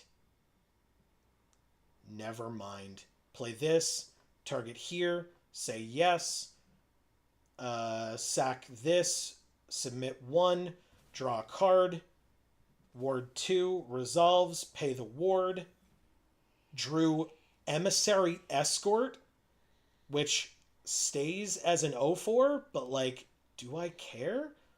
No. I'm going to play it anyway. Oh, and in fact, next turn it's a 6/4. So we can play the Thrumming Hive Pool next turn and attack with it. No attacks, end the turn. Insane. They gain a life if they play a land, but like, I don't care. Like, we have a good blocker now. We've gotten rid of 2 strong cards on their side of the field for 5 mana each. They do have 4 cards in hand, which is a little scary. But we do have 1 removal spell remaining and 7 lands. So we could like play the Hive Pool and then play this. And at any point, we can trigger Void by like sacking this thing and not caring. To be able to use this to give something -10/-10. So if they played like another one of these, although I guess that would be extra mana, but could target it with ward or whatever, but they're just going to pass their turn. Okay. They do have blue, so there is a possibility of a counterspell here. I'm going to then, because of that, play the land, because there's the counter unless they pay 2. We literally have the card in our deck. I'm going to play the Thrumming Hive Pool before combat, so that this becomes a 6/4, and see what happens. No counterspell. That's what happens. Go to combat. This is a sorcery. But if they have a way to get rid of our 6/4 here, we can then kill their 2/3 or anything else that they might like flash in or whatever. But, I mean, taking 6 for them is not a huge deal. We're at 11. They would go to 14. Like, I would take that damage, although I obviously don't know what's in their hand. But they do take it. Good. Thrumming Hive Pool is there, and if they have a way of targeting it and getting rid of it, then that's also annoying but fine. Invasive Maneuvers deals 3 damage, and that is also fine because it's sack another. So it can't sack itself to surveil, so it dies. You got it. But it's only 3 damage. They had to do it, I guess, because it was the only target that was viable, because it only does 3, so it couldn't kill the 6/4, and it can't kill the Hive Pool. They play a Death Toucher that dies to this, so I don't care. You can absolutely attack for 2. I wouldn't be able to block anyway, or at least not profitably. I can absolutely block, but they just pass. We get our slivers, and we drew a counter spell. I mean, -2/-2 feels really good when I have a 6/4 on the field, and they have a Death Toucher. So let's kill this Death Toucher. If they have a way to save it, hopefully it costs more than 2 mana, and then we can counter it. There it is. Oh, it costs exactly 2 mana. But, okay. But their creature still dies. It's just that my 6/4 also dies. That's fine. Okay, annoying, but fine. Oh, wait. Oh, I see. I just can't attack with it this turn? I don't care? That's fine. You got it. One of the slivers goes away. You take 4, or 2, excuse me, and go to 12. And now I have Divert Disaster. If they play something big, I can stop it. If they don't, I can't, notably. I need it to cost 5 or more. Otherwise, they can play it. Or, if they play 2 spells, I can stop the second one. Oh, cool. Okay. That's right? Nice. Because, like, if they pay 3 for something and then 3 for a second thing, I can stop the second thing. Okay, nice. They paid 2 for this, but it means they discard a card to draw 2 more cards. So now if they play something that costs 3 or more after this I can stop. They could play a land, though. Okay, 4 or more. They gain a life, I don't care. They don't play anything, and they pass. Okay. Counterspell is helpful on our turn as well, as we know. We're going to get 2 1/1 slivers. Again, so now we have 3. We drew a Cryogen Relic, which draws us a card. Super helpful. Refills our hand. It's a land. That's a little unfortunate, but it's fine. This, they can pay 3 mana to make a tapped robot, so they can't block with that robot. So we can go to combat. Swing out? I guess, yeah, it doesn't matter. Because, like, they could kill our robot, but they're doing the same thing with a sliver. It's literally exactly the same thing. So, it doesn't matter whether they kill the robot or a sliver. They're both essentially 2/2s. Sorry about that. One of the slivers dies. They go to 11, and then they go to 1. Wow. We will end our turn. They sack it and make a tapped robot, which, I mean, I could sack the Cryogen Relic right now and leave it tapped. It feels rude, but also hilarious, so sure. Thanks. I draw a card too, which is really the more pertinent thing. Ooh, Decode Transmissions. Next turn, I draw 2 cards and they lose 2 life, but instead, they just concede. Thank you, Frakaziman. Also, you know what that means? What? We went 7-1. Whoa, really? Yeah, that's it. We're done. That quickly? Done. We're done with 7 games already? I mean, it is 9:30, but Choco, Seeker of Paradise as our thing. We have many of those cards, but yeah, 7-1. You all can't see that. Hold on. Wait for it. 7-1. Wow. We did it. I am, like, impressed. This is a really good deck. Agreed. It's a really good deck. Yeah, we'll look at it. Inquiring Mindscrew says, if you sacked the relic before combat, you could have won that turn. You can't... So, maybe I'm wrong about what you're referring to. Sacking the relic, you can only put a stun counter on a tapped creature. So that's why I did it before they took their turn, because the robot comes in tapped. So you can't tap something and then put a counter on it. It only puts the counter on a tapped creature. Inquiring Mindscrew says, right, my bad. Oh, no worries.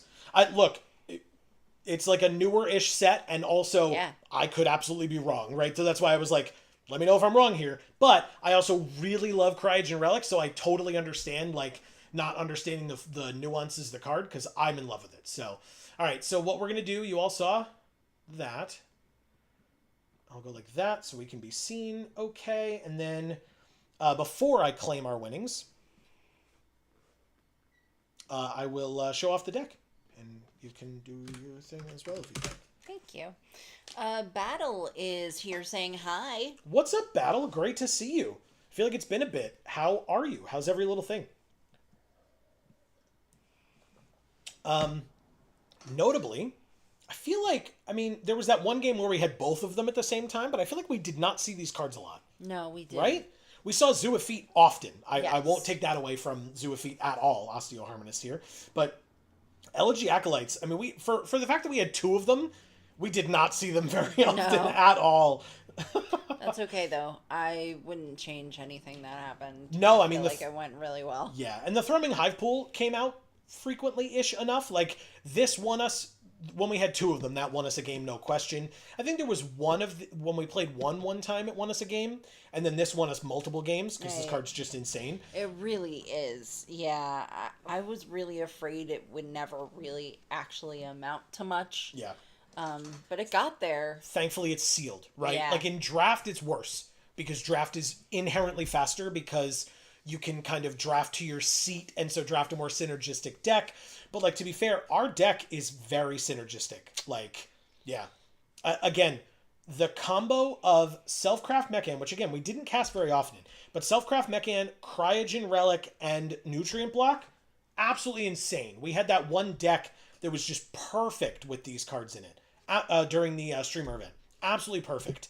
So, the fact, this is exactly what you want, right? We had Gravkill, 2 vote outs, the Tragic Trajectory, and the Embrace Oblivion. Like, so many removal spells on top of one. We only had one counterspell because we cut the other one.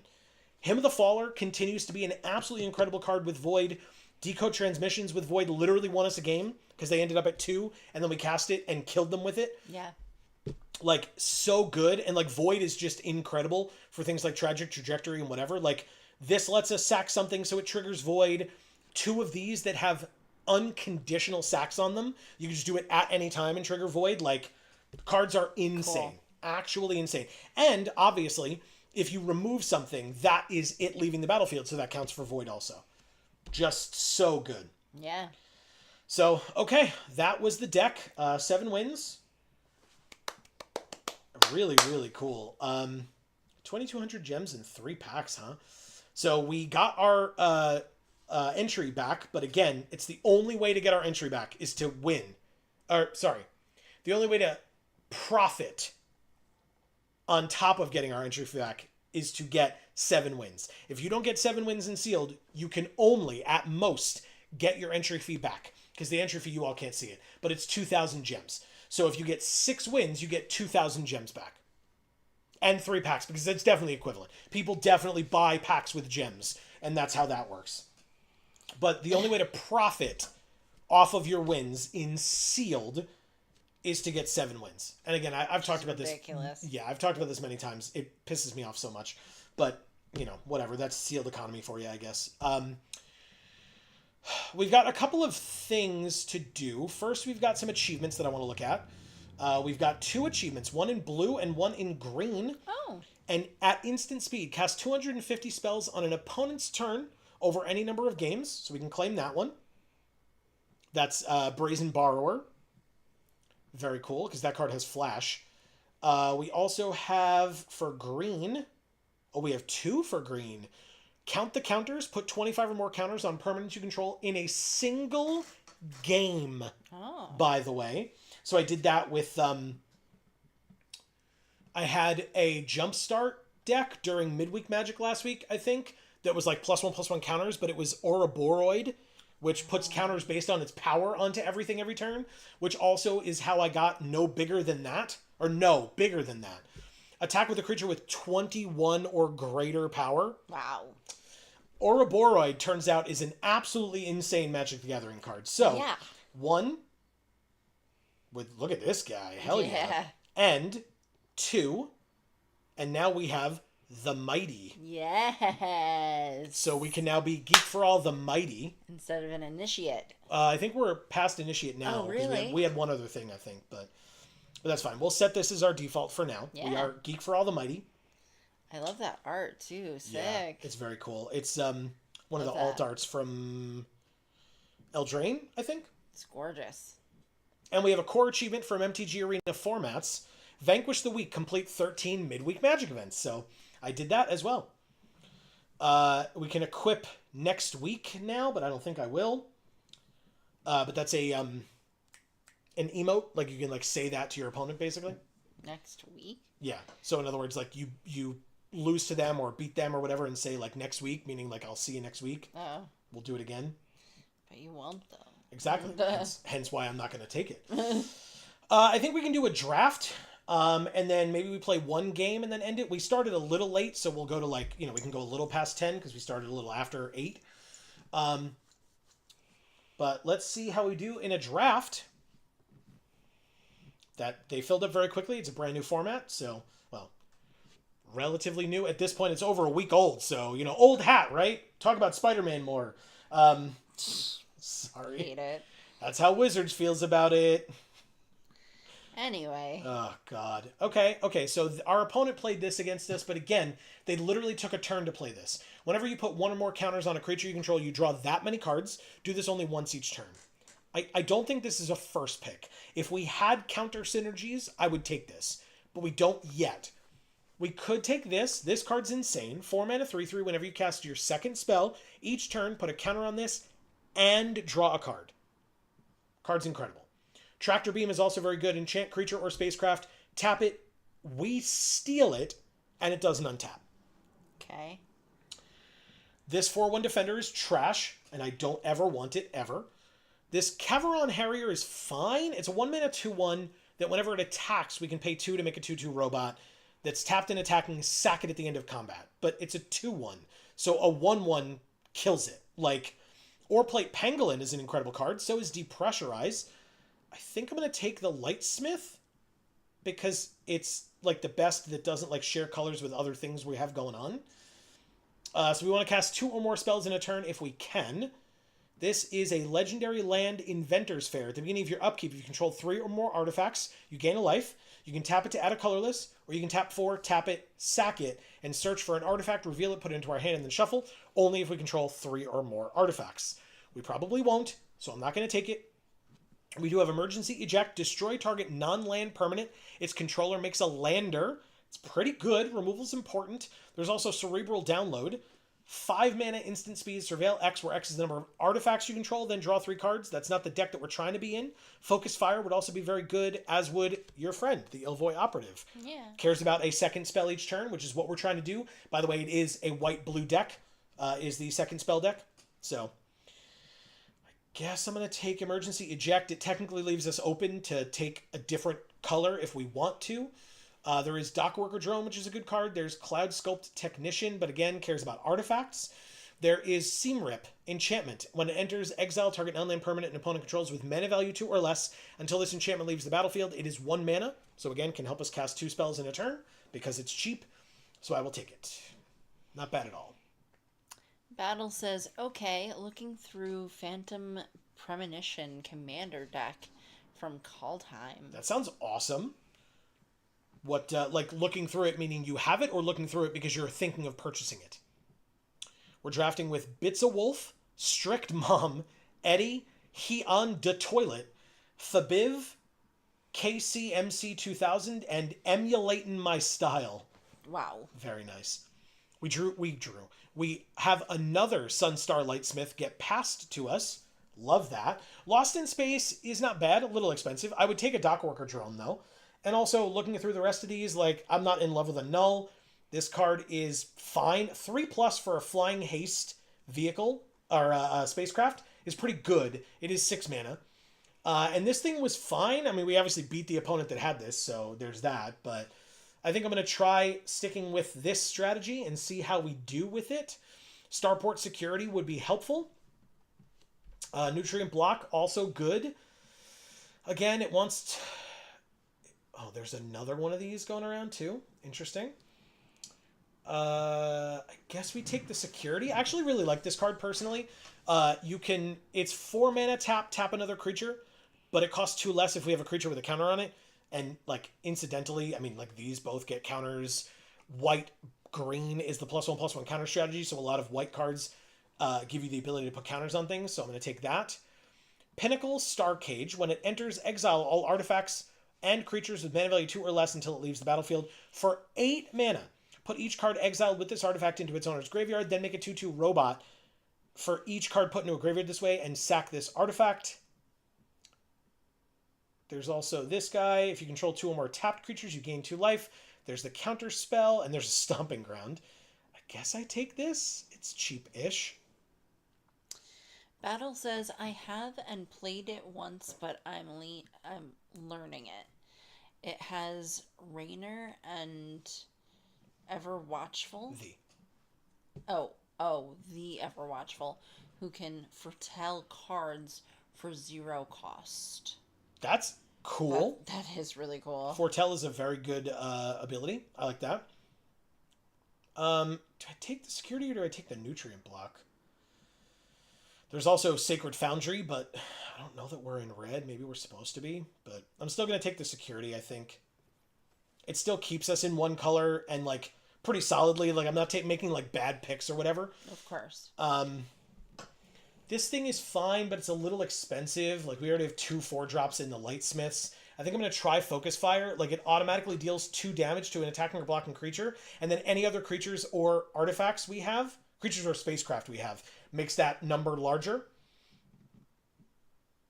Zealous Display, probably. Again, this thing is still here because it sucks. This is our opening pack. I don't hate this, but again, it's differently named lands we control. So, like, it's a 5-mana 5/5, which we're not, that's not the deck that we're in. Creatures we control get +2/+0. If it's not your turn, untap them. Might be just a sideboard card, although it is a color that we can play. Focus Fire, of course, this Inventor's Fair is still here for a reason, but I'll take another Focus Fire. It's a great card. At this point, I mean, of these 3 cards, Virus Beetle's the best, I think. 10 damage to 1 creature for 7 mana is probably not it. I guess I'll put the Virus Beetle in here again. Take this as well. I don't think we're in white-black. Oh, this is a sideboard card again. I don't think we're in white-black, but we could be. At the beginning of our end step, if we control 2 or more tapped creatures, we put a +1/+1 counter on each creature we control other than this creature, and it's a 4/5 lifelink for 6. Whenever this creature or another Kavu we control enters, exile the top card of our library for as long as it remains exiled. You may play it if you control a Kavu, and it warps for 2 mana. That's actually not bad.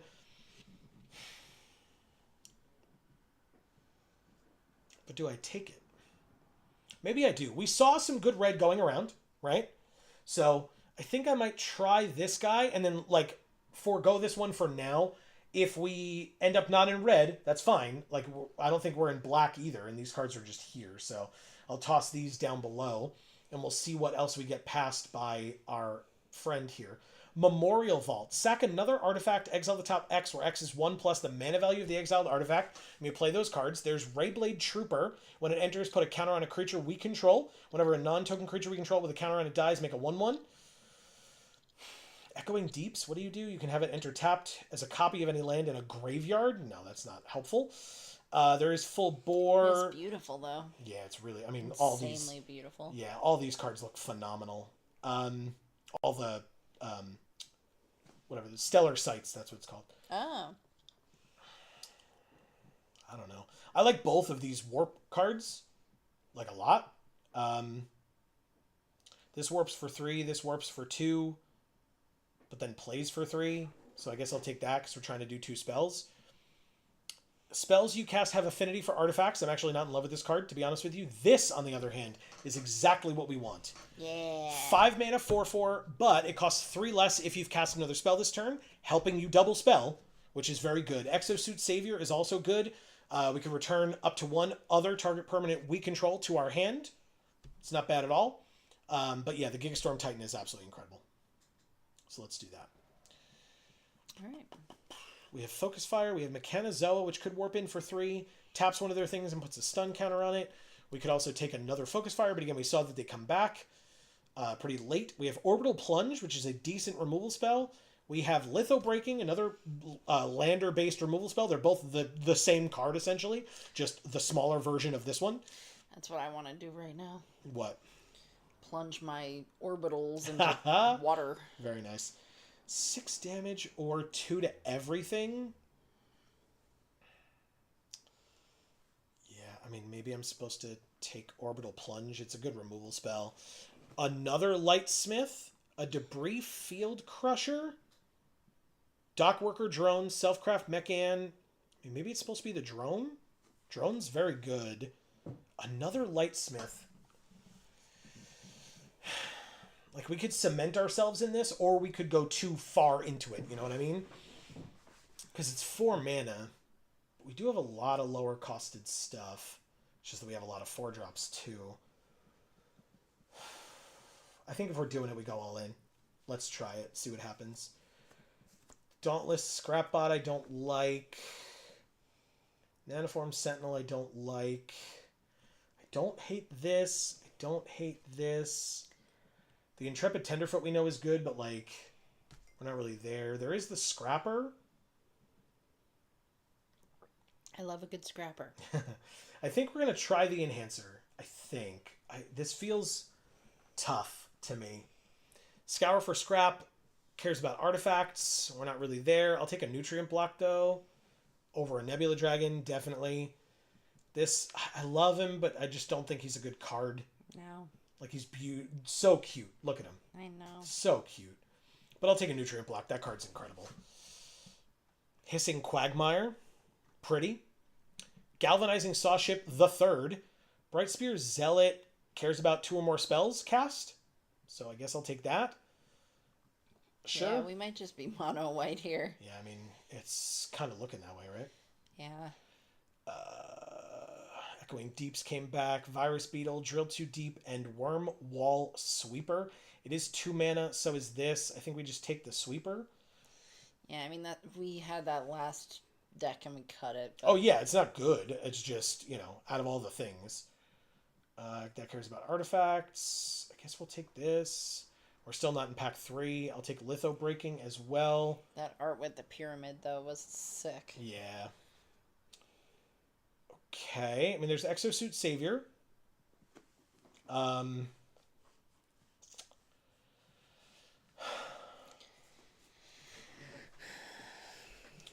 Squire's Lightblade?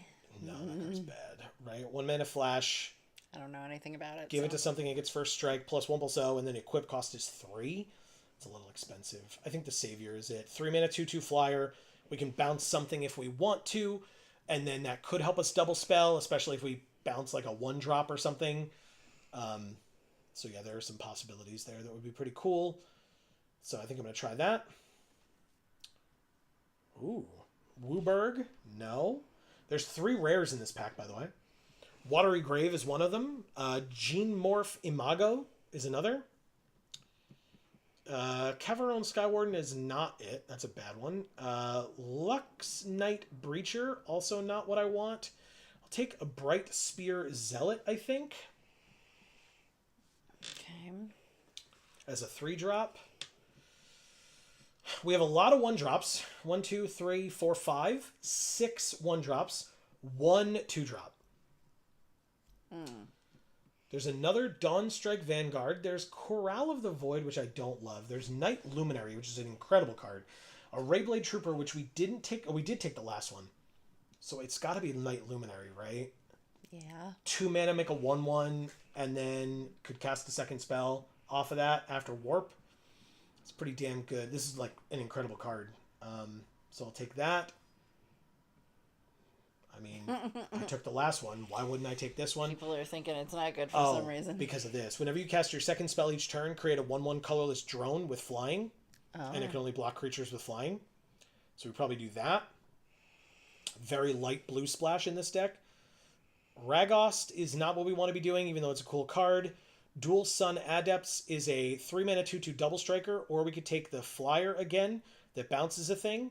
I think we'll do that over the double striker. So we'll try that. Starfighter Pilot is 2 mana in white. I'll take it. We need low-costed stuff, and that's exactly what we just got. Awesome. No question. Like, I'm not in love with this card, but it's fine. It's a 2 mana 2/2, which is a bear. It technically has upside, although we don't have We probably don't have ways of tapping it for no reason. We have the one Warm Wall Sweeper, which we're probably cutting. We can get rid of the Orbital Plunge. We can get rid of the Possibility Technician. Keep Gigastorm Titan and Station Monitor as splash cards. And even then we may just cut them, but like Station Monitor feels pretty okay here. This is 5 mana. We don't want that. Atomic Microsizer +1/+0. Whenever it attacks, we can choose a creature. It becomes a 1/1. No, I think we take this. It's a little expensive, but as the top of our curve, that feels okay. Scour for scraps. No, I'll take another Starfighter Pilot. More 2-drops over the Breacher, because again, we have enough 4s for sure. And padding out our 2-drop slot is quite helpful. I guess I'll take the Light Blade, because it's the only thing in there for us. And I'll take the Annul. It counts as a spell. Security the 3rd, or Trooper the 2nd. Trooper it is. Luminary comes back. That's what happens when you send out signals, y'all. Awesome. Incredible. All right. Battle says, I have and played it once. Oh, but I read that already. Yes, you okay. did. He says it has Storm Herd, 8 and 2 white, sorcery, create X/1/1 white Pegasus creature tokens with flying, where X is your life total. Yeah, and if you're playing Commander, it's more than 20 to start. But it's very expensive, but still, that's an interesting card for Commander for sure. Yeah. And Sage of the Beyond, spells you cast from anywhere other than your hand cost 2 less to cast. Right, and so you're going to foretell something. Then if you cast it off of foretell, you're casting it from somewhere other than your hand, so it costs 2 less. And so if that is 8 and 2 white, it now only costs 6 and 2 white, which is still 8 mana, but if they're putting a 10 cost card in the deck, you probably could also play it for 10. So that's really interesting. Okay. We have 46 cards in our deck, so we will need to make a few cuts. If we put these guys here as 3-drops, because that's what they warp for, and these guys here as 2-drops, because that's what they warp for, and these guys here as 2-drops, because that's what they warp for. Okay. And this guy here as a 3-drop, because that's how much he costs when he costs... Oh, he costs 3 less. Never mind, he goes over here as a 2-drop. I mean, that feels pretty good. We have 3 4s and a 6, which is literally what our last deck was, right? We had no 5-drops, a bunch of 4s and a 6, which means we can cut 1 land. And again, it's probably going to be the blue, despite the fact that we have much less blue than our primary color. That's amazing. Also ironic, because white is not a primary color. But anyway, we'll move on. Neither was black, I guess. So I'm going to get rid of the sweeper, because I don't care about that card at all. No. I'll get rid of a null, because I don't care about that card either. And then... I guess I get rid of the Light Blade, even though it's a 1-drop. I just, again, don't care about that card at all. All right. Godalope is here saying, hello, folks. What is up, Godalope? Happy Magic Monday. How are ya? With all of these cards, which one do I get rid of? See, the cool thing about Exosuit Savior, actually, is all of these cards with Warp. You warp them in, let them do the thing, they go away. You cast them off of Warp for their higher cost. You then play Exosuit Savior, bounce them back to your hand. You can then replay them for their warp cost again, and then for their full cost again. They get to do the thing 4 times. Amazing. The Enter the Battlefield effect. Absolutely incredible with Exosuit Savior. So that's really, really helpful. And again, the warp cost is the cheaper cost, so it helps us double spell, which we want to be doing. Maybe, am I supposed to get rid of this? I feel like this is just bad. Because it gets rid of our stuff. I mean, like, obviously, it's a board wipe. Sort of. It's only mana value 2 or less. So I think I'm going to get rid of it. I'm not in love with it. We don't have a lot of spells, but we do have 2 Focus Fires, a Seam Rip, a Nutrient Block, and an Emergency Eject. That's going to be a bit of a problem, I think. The fact that we do not have removal. That feels bad.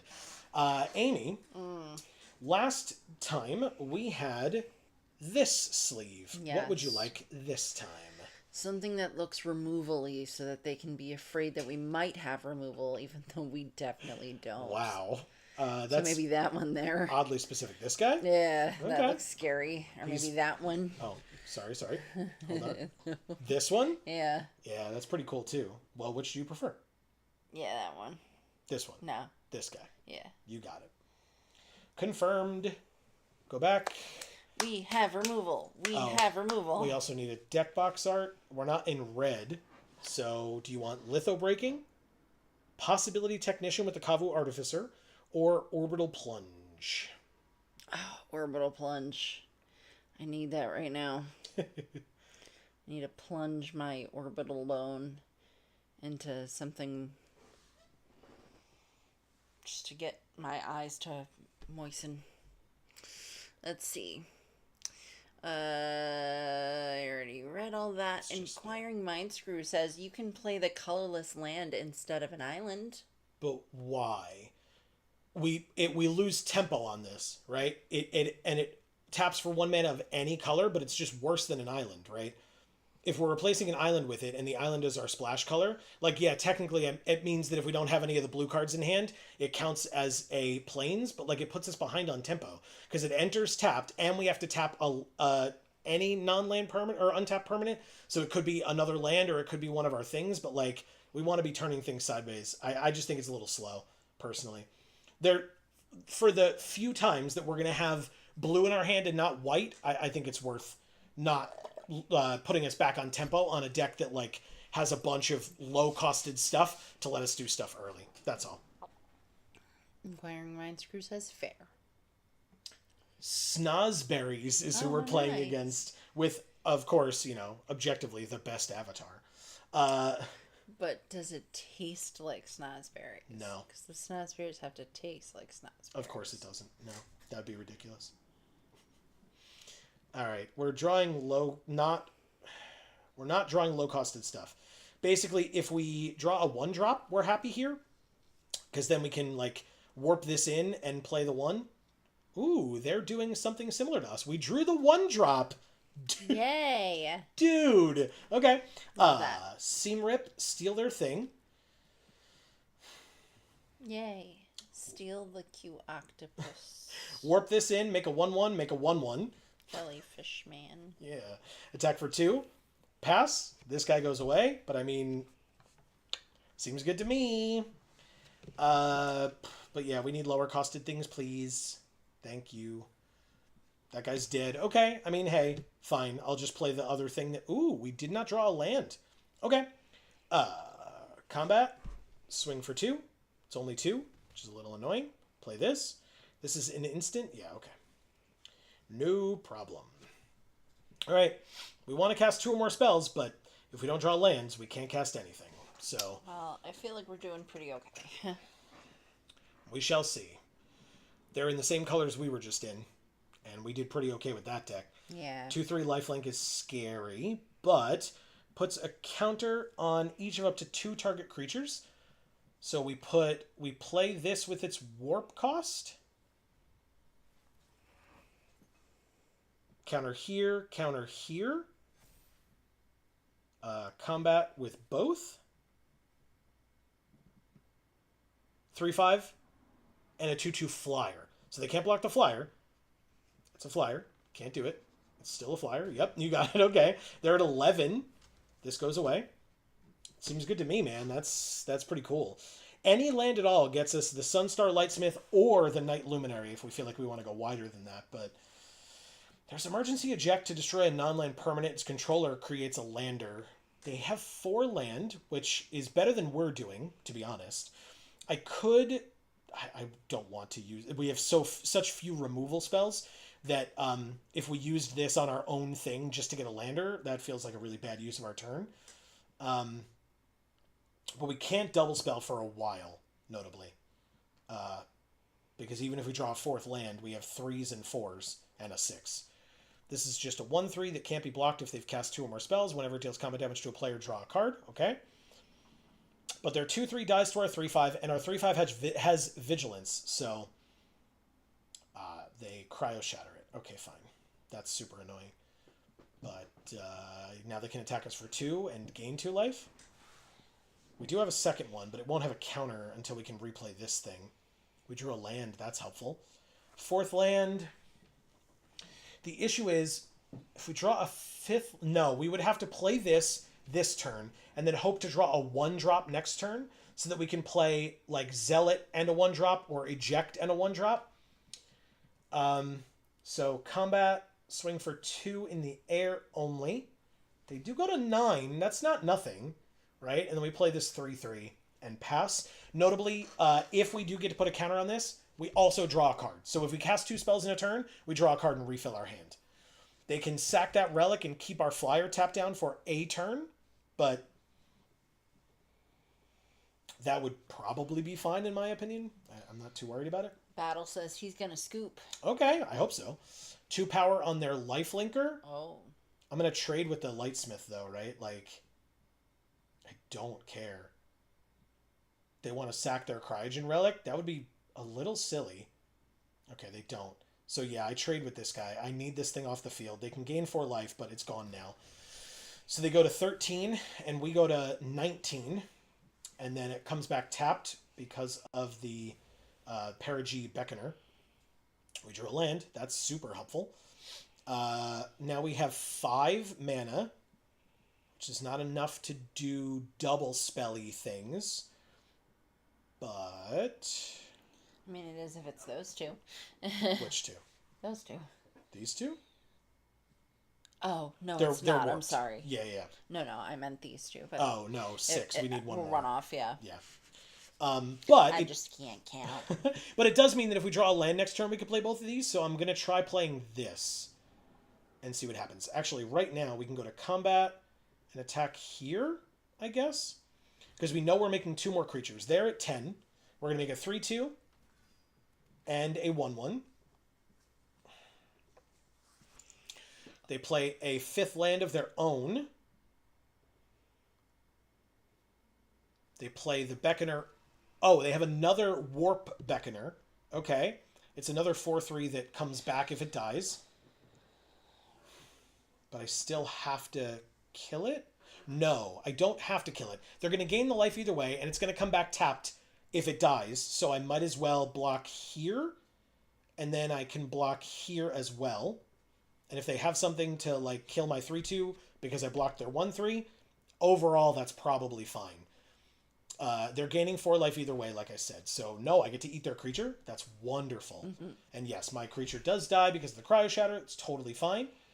And the Perigee Beckoner does go away, and they keep the flyer tapped down if they really want to. It looked like they were highlighting the Cryogen Relic. It's fine if you do that. Like, it's... Yeah, that's fine. Okay. Okay. That goes away. We drew a Sunstar Lightsmith. Okay, so we didn't draw a land. But it means that...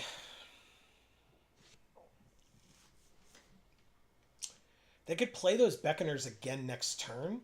So maybe what I want to do is just leave this up so that when they play the Beckoner and target the Crawler, we just kill the Crawler before the target goes off. So I'll just swing for 5 and put them to 9 again. We're still at 19, so I'm not too worried about it. They play another land. Good, so I don't feel bad about giving them a lander because they're absolutely... I feel like they're just going to... Okay, Grav Kill is also fine. Also fine. They pass to attackers. They do attack. It doesn't get +2/+0. Do I just kill anyway? I guess I do. Yeah, you can have your lander. You have 2 mana, so you can go get a land if you want, but I'm just going to try to kill your guy and see what happens.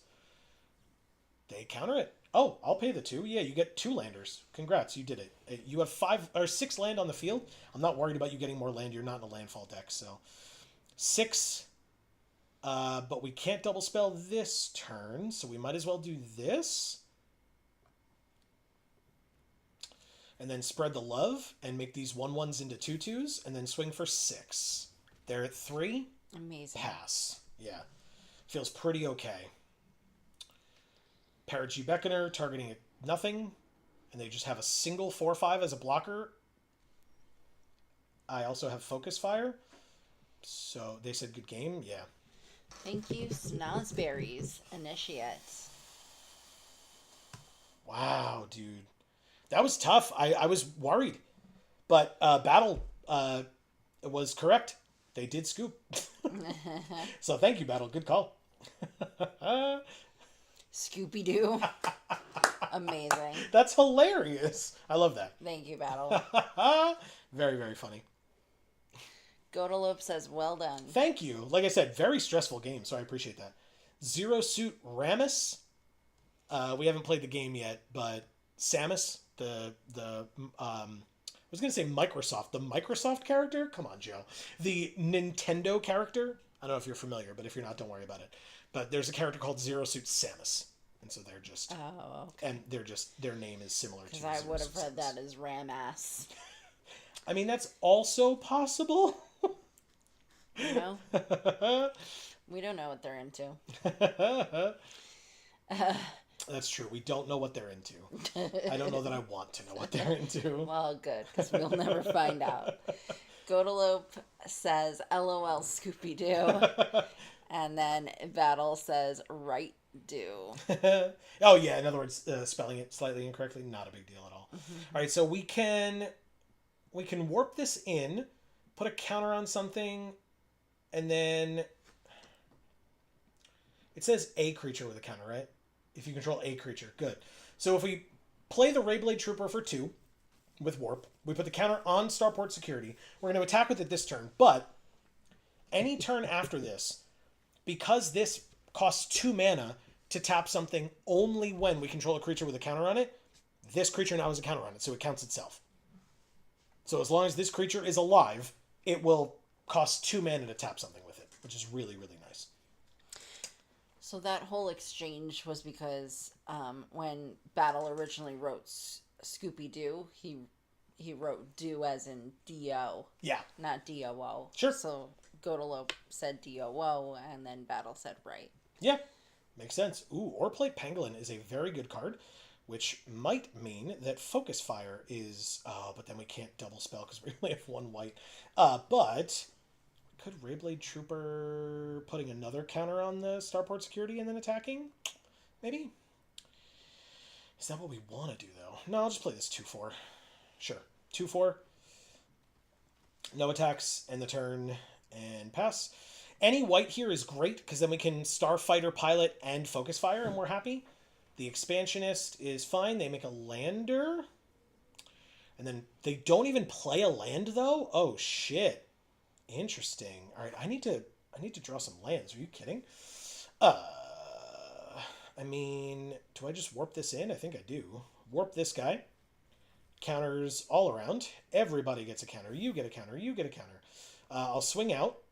They can triple block to kill the 3/5, which would be hilarious. Or they could double block to kill the security, but they can't single block to kill anything, which is why I'm more than happy to make this attack.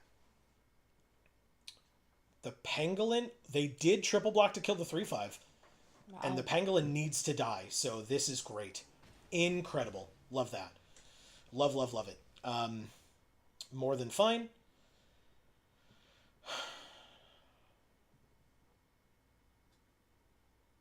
Okay. Now what? The Expansionist is a 3/3. I'll take 3. Still at a higher life total, so that's nice. They passed. Just straight up passed. I really need to draw some lands. Deck, if you could oblige, that'd be just so cool of you. Can we... Do we want to warp this? I think we should. I think we got to do something. Yeah. All right. We warp this. I guess it shouldn't be pre-combat, but that's on me. I mean, so we warp this, go like that, attack for 3, see what happens. They kill it with Focus Fire. All right. They would have done that regardless, so that's fine. We have a 1/1. All right. Frustrating, but fine. Like, we have our own Focus Fire that does 3 damage because we have 1 creature on the field. So there's that, I guess. I really need a white. Like, off the top, a white would just be phenomenal here. Okay, they make the lander, but they didn't have a land, so they're just taking a turn off, basically, to deal 3 damage to us and get a land. They also have Sacred Foundry, notably, but okay. You got it. Hit me for 3. I go to 13 there at 15, so on the wrong side of the life total difference. But we drew the land. We drew the white as well. It's exactly what we needed, thank God. All right, we don't have anything that benefits from 2 spells right now. Next turn we will. So let's play the Lightsmith. And we attack for 1, I guess. Because even if they, like, pump this thing up by getting a land, I just then won't block and then play both of my pilots or something, or play the Trooper and Focus Fire. No, they're just attacking for 3. No blocks. You got it. Okay. Blocker? Blocker. Pangolin. Okay. So...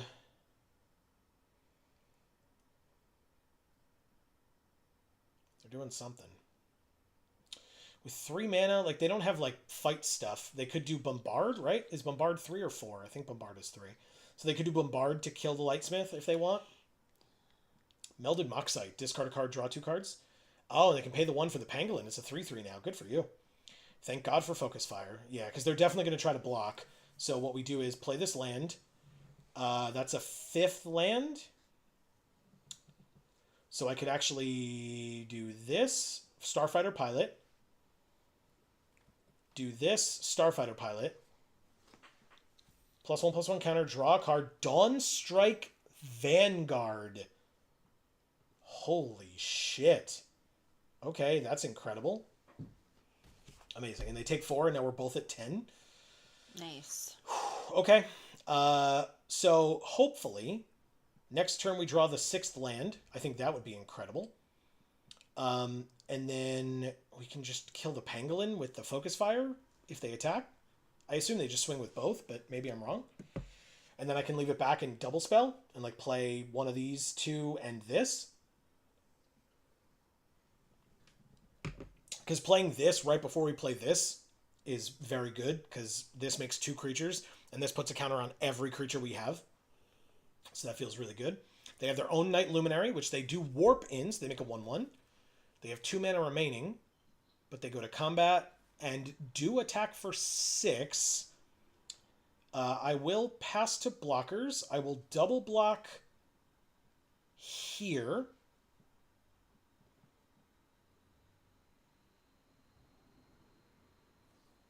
Oh, okay. I mean, I'll take some damage from the Pangolin, but screw your creature. I get to 2-for-1 you, which feels very good. I go to 7, but it's worth it. Ooh, an Exosuit Savior. How does that help me? By being cheap. Well, yeah, so... but we only have 5, so I can't... oh, so yeah, here's what we do. We Exosuit Savior back a pilot, and then replay the pilot, and that's our second spell. We draw a card. It could be a land. But yeah, we bounce the pilot, replay the pilot. That's our second spell. +1/+1 counter, draw a card. It's not a land, but it is a 1-drop, which is super helpful. Yeah. And then attack here and here, because if they trade with the pilot, I don't care. And we keep the Zealot on top? No. We put the Zealot in the graveyard? We need our 6th land, so I think I'm going to put that in the graveyard because it's not a land, which is ironic. That, like, never happens. Okay, so they chump the 5/5 and trade with my other one, but we have a 2/2 flyer and a 2/2 on the ground. I'll happily trade, or, like, double block the Starfighter Pilot and the 1/1 with the Pangolin if I have to. If it gets bigger and I need to double or triple block, I'll do that as well. I'm not too worried about it. But basically, I guess I could just chump with the 1/1, right? It doesn't have trample or anything. That, on the other hand, has flying and haste and 6 power. That's... oh, and they don't even attack with it. Okay. Well, the question is 1, 2, 3, 4. That's enough. Yeah, so we're going to do this. Security. Anyway, sorry. We're going to play the Nutrient block. Second spell. +1/+1 counter. Draw a card.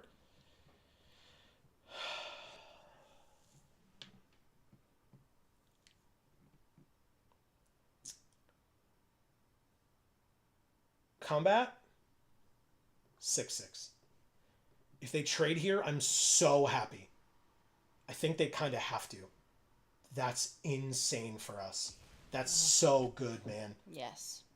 So now what I want to do, I think, is play this Trooper off warp Or no. No, I guess I don't. I want to hold the nutrient block up. So no matter what, I'm going to sack this thing, but they don't need to know that. Dauntless Scrapbot is a 3/1, and they exile my graveyard. That's fine. This is in the exile zone, not in the graveyard, so I don't care. They make a lander, and the nutrient block's not in the graveyard yet, but honestly, like, there's nothing we can do with our graveyard anyway, so doesn't matter. And again, if they pay the 1 for the Pangolin here and then attack with the Pangolin, I will happily chump block with the 1/1. But, like, our Starport Security can start tapping this Pangolin down for 2 mana every turn. Or we could just draw our land and play this thing and, like, swing out and do some really cool stuff. So I'm not too scared. Oh, they made 2 artifacts? Yeah, I gotcha. Okay. So they could pay another 1 and make this Pangolin into a 5/5, which they don't do because they then warp this in for 3 and put 2 counters, 1 on each of their creatures. So they have a 4/2 and a 5/5. Again, totally fine. And the question is, do they attack for 5? They do. They're at 10. We're at 7. I guess before we go to blockers, I'm just going to sack this and go to 10. And draw Weft Blade Enhancer. And that's a good one. Block here. Nobody has any counters, notably. So I need counters to be able to make this guy able to tap stuff. But we drew our 6th land.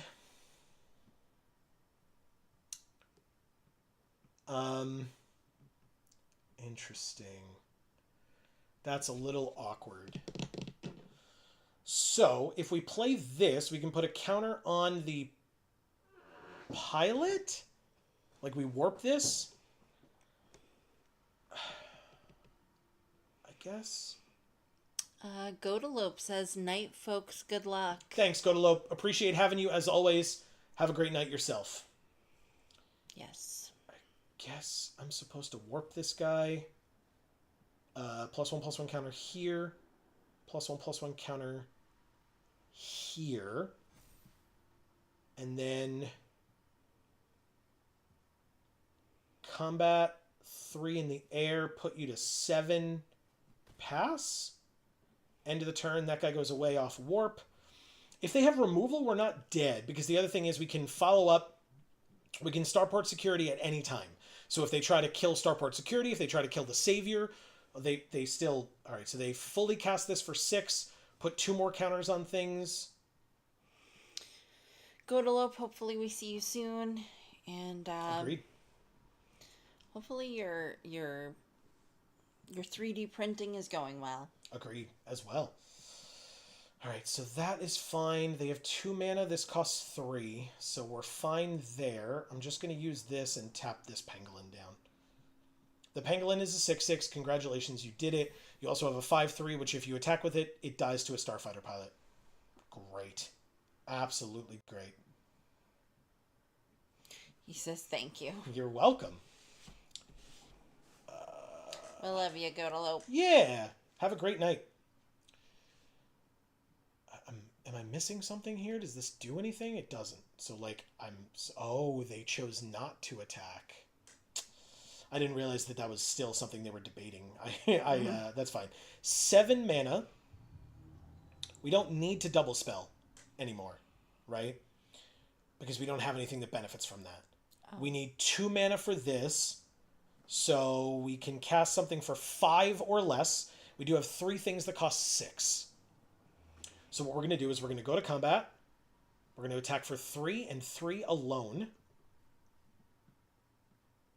They are top decking, and we are very clearly not. Yeah. Like, we have so many things available to us. They got a land, which thins their deck. Congrats, I suppose. They go to 4. 2 turn clock on our flyer alone. Let alone if we just turn all these things sideways, because they'll be at 1 after that if they take the 3 next turn. But they're top decking for an answer to a 3/3 flyer. This lets them make a tapped 2/2 robot. Don't care. Pangolin gets bigger, just makes it a bigger target for me to tap down. Still don't care. Their 3/4 can get double blocked. Their 5/3 can get blocked. Yes, I'm tapping your 7/7. Not a surprise. Desperation Attack. They have 2 blockers. I have, if you don't count the flyer, yeah, they are. Okay. Let's attempt to do this. They have 1 card in hand. If it's Pump, we could die if we don't block, right? So we need to block, and then if they blow us out a little bit, they blow us out a little bit.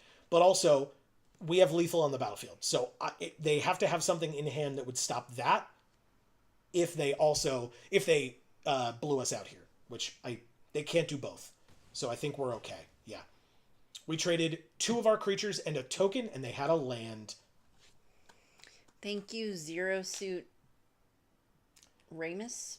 Either Ramus or Ramas, depending on how you want to say it. Oh, I want to say Ramas. Definitely. Oh my god. All right, so we did go a little over as promised. I think we're going to do one more thing, though, before we finish. We have Harry Dronesmith. She doesn't look like a Harry. We are 2-0 with it. How? How are we 2-0 with this deck? Okay, great. Love that. Notably with Mastery, we did have 1 more Final Fantasy orb and only 1. So we can't get, excuse me. All of these? We can't get any more sleeves. We can't get any. Because we Boo. only have 1 orb. So what can we do with it? we can get card styles. Boo. Jesus Christ. Fucking hate card styles, man. Well, we have to pick 1. You can do Bard's Bow, Fine. Warrior's Sword, No. Black Mage's Rod, No. Sage's Newliths or Nowliths, Paladin's Arms, No. Side Quest Raise a Chocobo, Side Quest Play Blitzball, Side Quest Hunt the Mark, Side Quest Card Collection, Side Quest Catch a Fish, the Earth Crystal, I mean, Quist is in Final Fantasy, Yeah, but so you she's were not- close. Yeah, I was, yeah. Earth, Fire, Wind, Water, Heart, Darkness, Water, or Wind. I was close. Earth, Fire, Wind, Water, Darkness. That's the opposite of Heart. Kwame had a tough time in his life after Captain Planet, I guess. Oh, shit. There. Heel turn. Heel turn. I think that we should pick something that we're likely going to see in Cube, because otherwise we're never going to see these cards again. So you could take Summon Bahamut card style. All right, fine. You could take Sephiroth, Fabled Soldier, double-sided card style card. I mean, I would hope, like, I like this card a lot, so hopefully it ends up in Cube, but I don't know.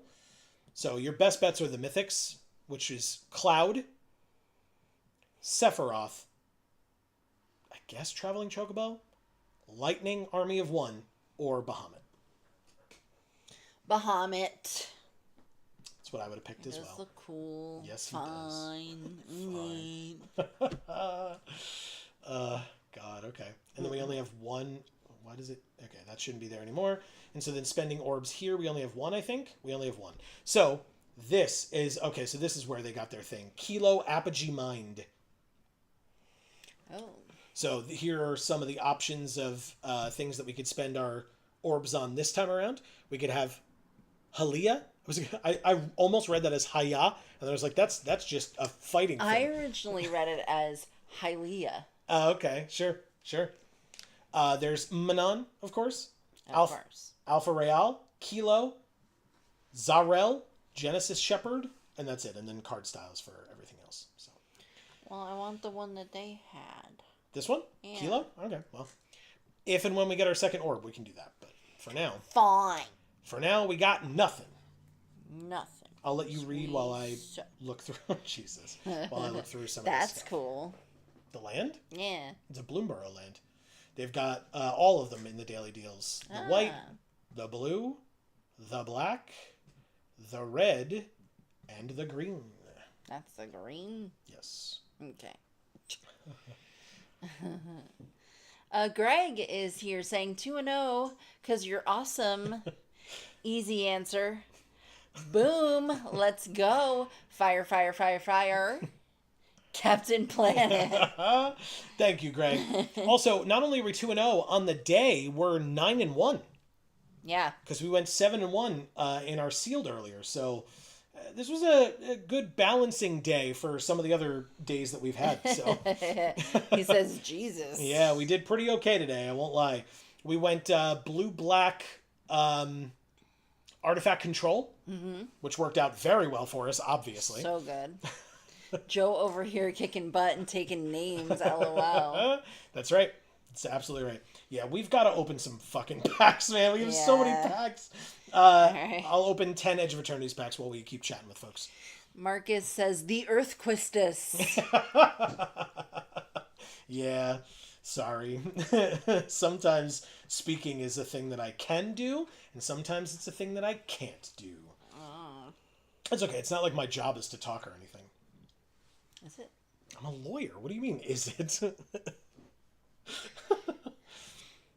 We have Star Breach Whale, our first one. Frog Pizza says firework, eyes looking through clouds, a monocle face, like a crazy shaking sideways face that's shocked, a dead face, a frozen icicle face, a disguised face, and a cowboy. Hell yeah. Love that. I'm very confused at what you're trying to convey, but that's all right. We've also got Beamsaw Prospector as our first. We've got Depressurize, our first one of those. This is an incredible card. Our first Dark Endurance. Our first Nanoform Sentinel. Our first Zookeeper Mechan. Great card. Also a great card. Oh, another one that's great. Tenderfoot. Oh, yeah, I love this card. Absolutely love it. Great card. Comet Crawler worked very well against us today, but we were able to get past them. All of them. Nanoform Sentinel. Again, we already had one of those. Nebula Dragon. I grew to not like this card as much. Same. Don't think it's good. No, too expensive.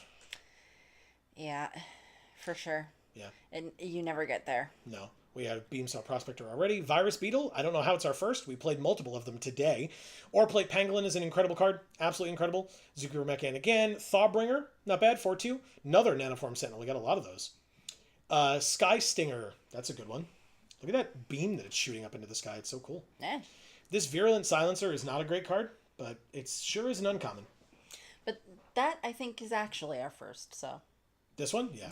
So it doesn't feel as bad, because we don't have more than one of them. Good point. Well, we're into the uncommons, too, so that makes sense. We have a Reroute Systems as our first. We have a Seed Ship Impact as our first. That art is awesome. Scour for Scrap. Brood Guard Elite. I like this card a lot. We have an Unravel as a counterspell. Very nice. Freaks me right out. Melt Strider's Resolve. This is the one that I thought was that equipment that we got, and I was like excited about it, and then I was like, oh, that's an equipment, it's different. This gives +0/+2, and then there's a fight, and it can't be blocked by more than one creature. It's pretty good. I like that. Blade of the Swarm, first one of those. This card's insane. All Fate Stalker is absolutely incredible, and I love it so much. Yeah. Dual Sun Technique is fine. I'm not in love with it, but I think it's cool. One of our creatures would gain double strike, and then if it has a counter on it, we draw a card for 2 mana at instant speed. Okay, I think I remembered that being better than it actually is. Yeah, exactly. We have a Remnant Elemental. I don't like this one either. It's a 2 mana 0/4 with reach, so it's like an okay blocker. And then for landfall, it gets +2/+0 until end of turn, but so on turn 3, you can have a 2/4 with reach. It's just much more defensive, and only with landers are you getting pluses on your opponent's turn, because you're not playing land on your opponent's turn otherwise. So it's not really a great blocker, and if you get 2 lands in a turn, it's a 4/4, but by that point, are you really beyond turn 4? Because a 4/4 for 4 is on curve, so I just don't think it's that good. Pulsar Squadron Ace, not a bad card. It lets you get spacecraft, and spacecraft aren't that good, so it's not that good. Yeah. And then we're into our rares and mythics. First, see how many, I was just going to say, let's see how many lands we get. I meant to say how many shock lands we get. But I was immediately humbled by getting Cathedral of War, which is a land. I did play this during pre-release. Some people say it's not good enough. I actually liked the Exalted on it. I thought it was quite helpful. So that's it. And the art is awesome, obviously. And Mmanon, the right hand. I don't see a hand. I see tentacles. Lots of tentacles. You're totally right. Sunstar Chaplain. By the way, first on all of these. Sunstar Chaplain. This one's not bad. You have to have 2 or more tapped creatures to put a counter on a creature. It's a 2-mana 3/2. A rare wild card. Good, good. Get him now, not when the mythics come out. Ooh. Whoa. Robe of Stars special guest. That's pretty sick. It's 1 and a white for an equipment. Equipped creature gets +0/+3. And then Astral Projection for 1 and a white. Equipped creature phases out. And the equip cost is 1. Oh, shit. That's great. From the bonus sheet. Well, sorry. This is a special guest. This is from the bonus sheet. These are the stellar sites that we were talking about before. So does it get to go hang out with Zulfir? Sort of. Just goes from a distance, goes to wherever right? Zulfir is, and it's just like, hey. And Zulfir is like, hey. Starfield Vocalist. Our first one of those. This card's good. Yeah. Pinnacle Star Cage. We do have one of these because I took one in draft and didn't end up using it. Loading Zone. Another one of the enchantments that cares about counters. 4 mana. If 1 or more counters would be put on a creature, spacecraft, or planet, twice that many of each of those counters are put on it instead. So notably, this is not just +1/+1 counters, because that's usually what happens. It's any counters at all. So for spacecraft, or planets, if you're stationing them and putting like charge counters on them or whatever, this doubles charge counters as well. Synthesizer Lab Ship, great card. We had this during the streamer event, and it was very good for us. It like outside of an artifact deck, it's like meh, but otherwise it's very good. Servandum, Sunstar Exemplar. This is an incredible card as well. Like this guy. I love this art so much. Yeah, it's very good. Very, very good. And then 2 mythics. First one, Tenuk, Steadfast Second. Love him. Kavu Pilot. Artifact cards and red creature cards in your hand have Warp 3, and all of your other creatures have Haste. And last but not least, Cosmogrand Zenith. 2 and a white for a 2/4. Whenever you cast your second spell each turn, choose one. Make 2 1/1 soldiers, or put a counter on each creature you control. Just for casting a second spell. Cool. And this costs 3. So you could, like later in the game, cast this for 3 mana, play a 1 or 2 drop, and then either make 2 1/1s or put a +1/+1 counter on every creature you control. Cool. Absolutely incredible. Super happy with what we opened here today. Okay. That's it. Did you read this? I was talking a lot. I'm sure that I interrupted you, and I'm so sorry for that. Yeah, I only have one more message left. Go for it. And it's from Frog Pizza saying, haha, you read them all, that's great. That's what Amy does. Within reason, right? If you put something like, not you specifically, if someone puts something like hateful and terrible in there, it's not getting read aloud. She's not Ron Burgundy, but,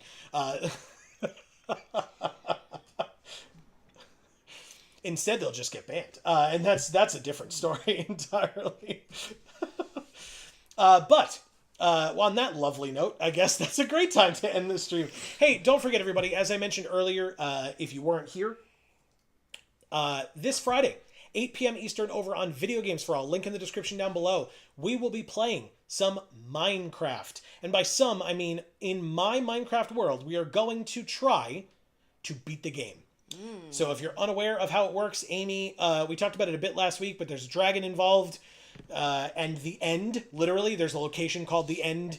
There's a portal that gets us there. We showed it off last week. So if you missed that video and you want to go check out my Minecraft world and that's something you're interested in, that is available on the VOD is available on that channel. You can go to the live tab over on Video Games for All and you can check it out. That was kind of a longer stream. It was a lot longer than I thought it was. I just got really into showing off my Minecraft world that I worked so hard on. And thank you all so very much for telling me how ridiculous I am for doing all those things. I truly, truly, not sarcasm at all, truly appreciate it.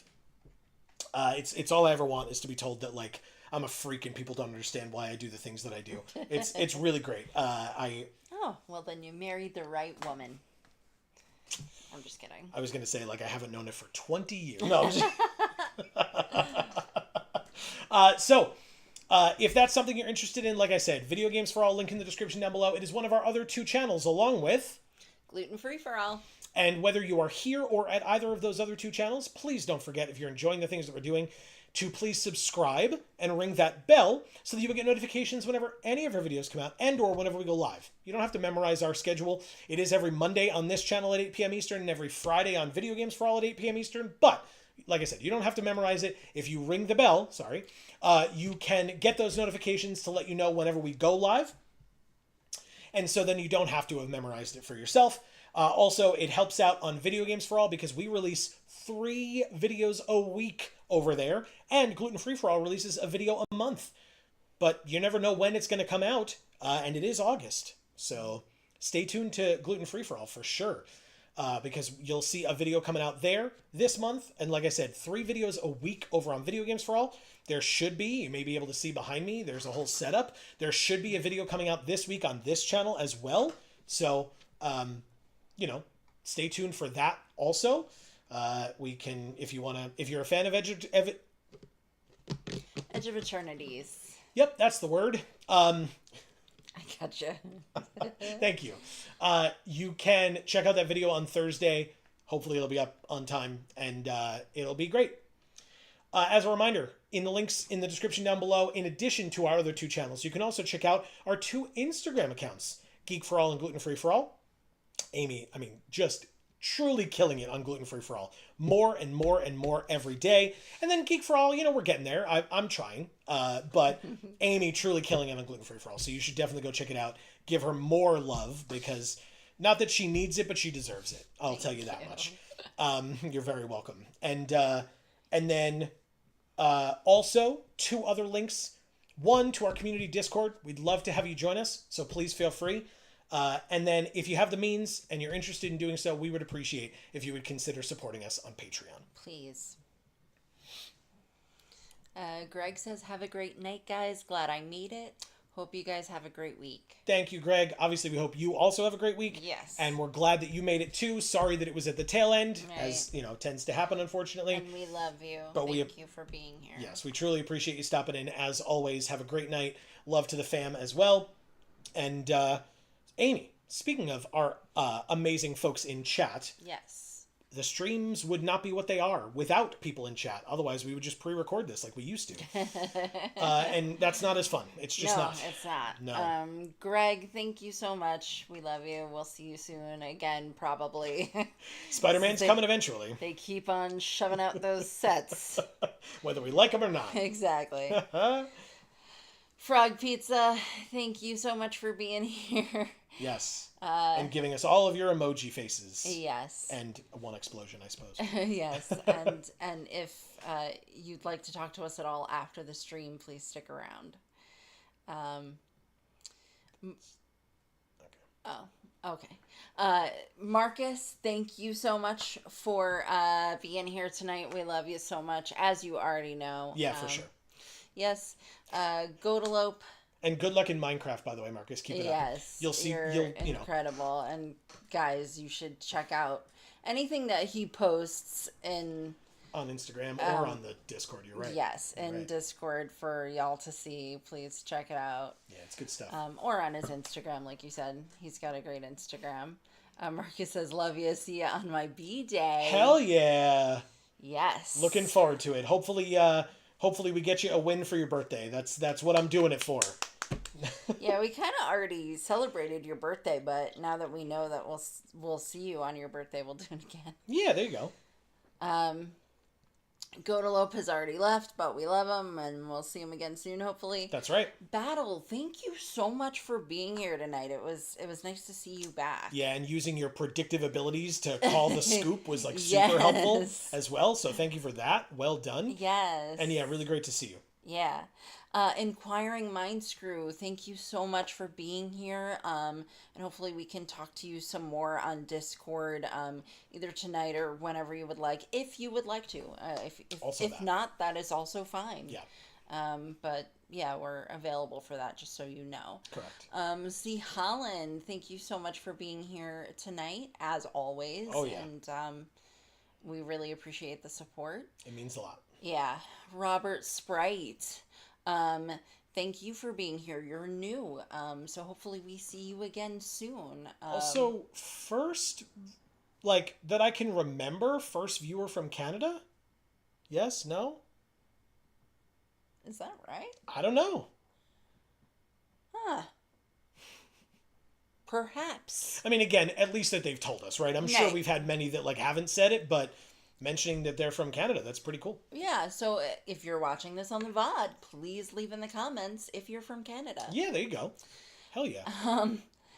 Erica, thank you so much for making it here, especially with a stomach bug. We really appreciate the support. Yeah, I hope you feel better as always. I mean, Yeah. you know, this the day that you come here and you're not ill and you get to just chill and relax is a day that we will celebrate. But of course, that doesn't mean you shouldn't tell us if you aren't well. We Right. do still want to know and we care. Yes. So, you know, update us no matter what. That's just how things go. But Yeah, and obviously, of course, we hope it's good news. right, and of course we hope that in the future, you know, your health starts to